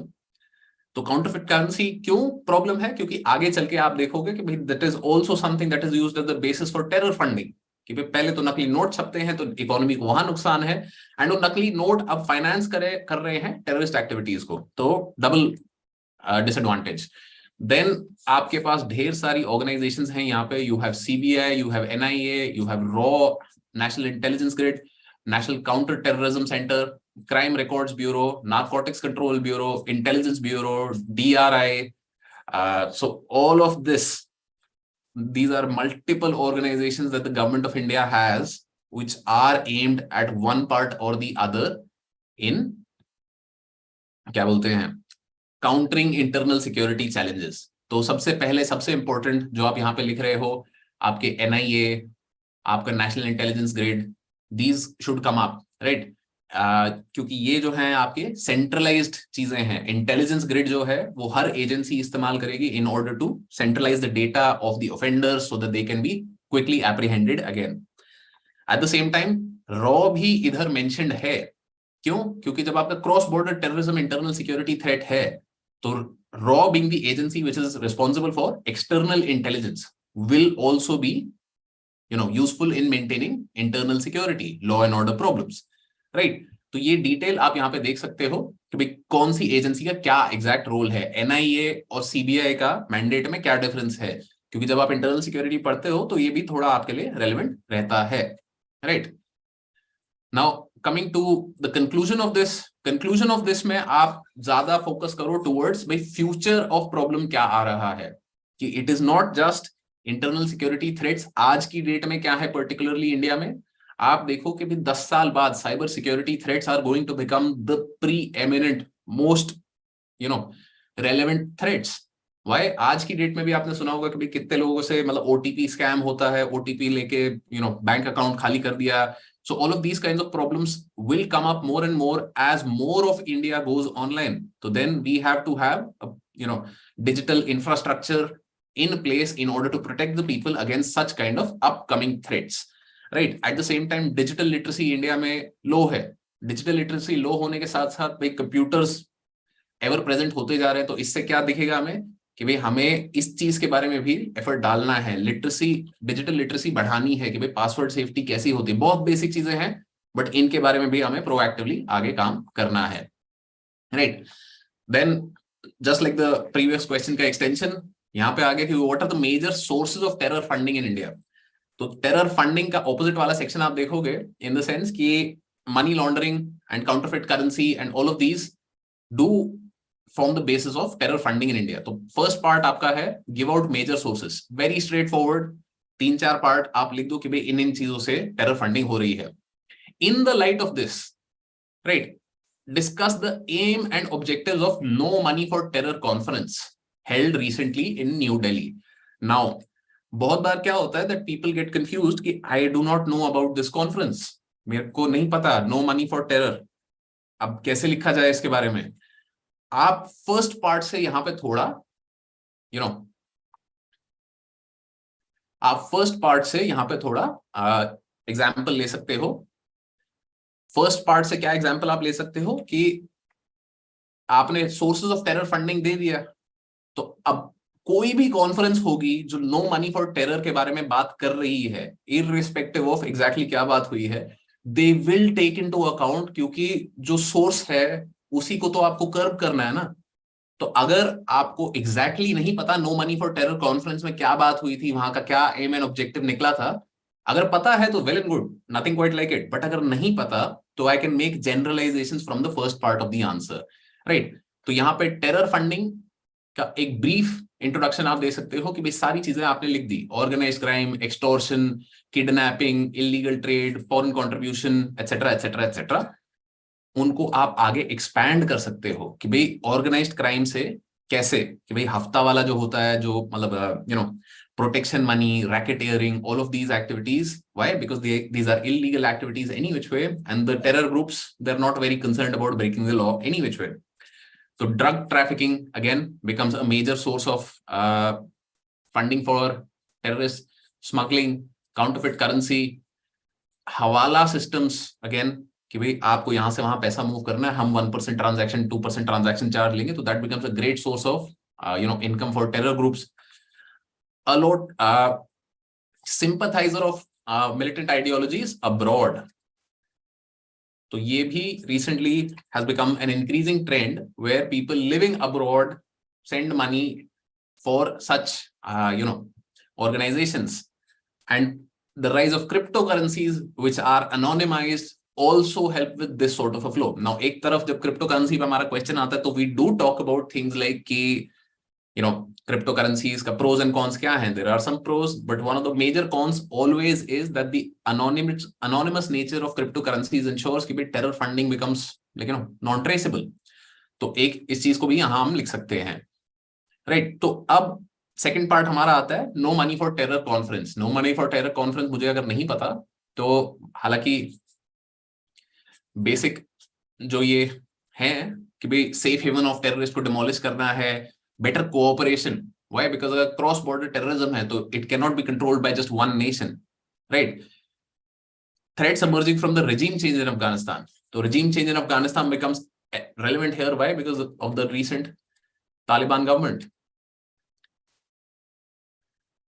So ये जो चीजें हैं, ये नो मनी फॉर टेरर में बात कर सकते हैं हम. बट अगर मुझे no money for terror conference के बारे में नहीं भी पता था तो क्या मैं इन चीजों को नहीं लिख सकता था कि भाई आइसोलेटिंग टेररिज्म, सपोर्टिंग कंट्रीज, कि भाई जैसे पाकिस्तान को इंडिया बहुत बार बोलता है कि भाई Pakistan is a safe haven for terrorist, it provides training for terrorist. तो भाई FATF में वो हम हाईलाइट करते हैं हर बार. FATF में ग्रे लिस्ट में भी पाकिस्तान कई बार से रह रहा है, तो उस चीज को आप यहाँ मेंशन कर सकते हो. Demolishing safe havens for terrorist, और जो आपका एक्सटर्नल फंडिंग नॉर्म्स है उनको थोड़ा और स्क्रूटनाइज किया जाए. उसके अलावा better coordination not just between agencies but between nations. तो these are always helpful in order to curb not just terror funding but terror activities also. तो यहाँ पे आप कॉन्फ्रेंस के अलावा अब और वे फॉरवर्ड में भी 2-4 पॉइंट एक्स्ट्रा लिख सकते हो कि भाई it is not just that भाई इन चीजों से हम टेरर फंडिंग फाइनेंसिंग को रोकेंगे, बट यहाँ पे आप वो पीछे वाला जो क्वेश्चन नंबर 9 वाला पॉइंट था, winning the hearts and minds of the people, तो that is something that you can reference right here in the conclusion as well. Why? क्योंकि 9th क्वेश्चन का भी अब अगर आप टॉपिक देखोगे तो 9th question is, where is number 9, hearts and minds in terrorism affected areas, right? तो terrorism affected areas की अगर बात कर रहे हैं हम क्वेश्चन नंबर 9 में, and then we're saying कि winning the hearts and minds is important, तो why can I not mention the same thing in question number 20 कि भाई हाँ eventually effectively अगर मुझे terror funding financing रोकनी है तो I also have to cut off the terrorists from their local support. So winning the hearts and minds of the people can become a great way to conclude the final answer over here, right? So that brings us to the end of our discussion for today's paper. अगर कोई इसमें doubt रह गया, कोई issue आ रहा है, आपको नहीं समझ आया, कोई प्रॉब्लम हुई, तो please do share the same in the comments below, and we'll try and get back to that as soon as possible. At the same time, we've also started a UPSC GS advanced course, which is specific for people preparing for mains. कि अगर आपने prelims दिया हुआ है, clear हुआ हुआ है, mains में कभी-कभार अटकते हो, problem आती है, तो GS advanced is a course which is specifically for people giving mains. And उसमें ये जो interconnections आज के पेपर हमने ढेर सारी देखी कि भाई हर चीज कहीं ना कहीं इंटरकनेक्टेड है. भाई इस क्वेश्चन का मतलब क्वेश्चन को आप इस आंसर में यूज कर सकते हो. पर्टिकुलरली इंटरनल सिक्योरिटी में तो ये होता ही है क्योंकि एवरीथिंग इज इंटरकनेक्टेड. फंडिंग से आगे एक्टिविटी होगी, एक्टिविटी से दोबारा फंडिंग आएगी. So all of this sort of interconnection, all of these ideas which will practice through answer writing, test series, all of these things are included in that course. If you want, you can check it out courses.upscprep.com पे. And tomorrow will be coming up with the GS4 का model structure discussion sort of like this. That will be slightly longer क्योंकि उसमें cases का discussion जब जाएगा तो वो थोड़ा लंबा हो सकता है, right? So thank you all for joining and best of luck on your UPSC journey.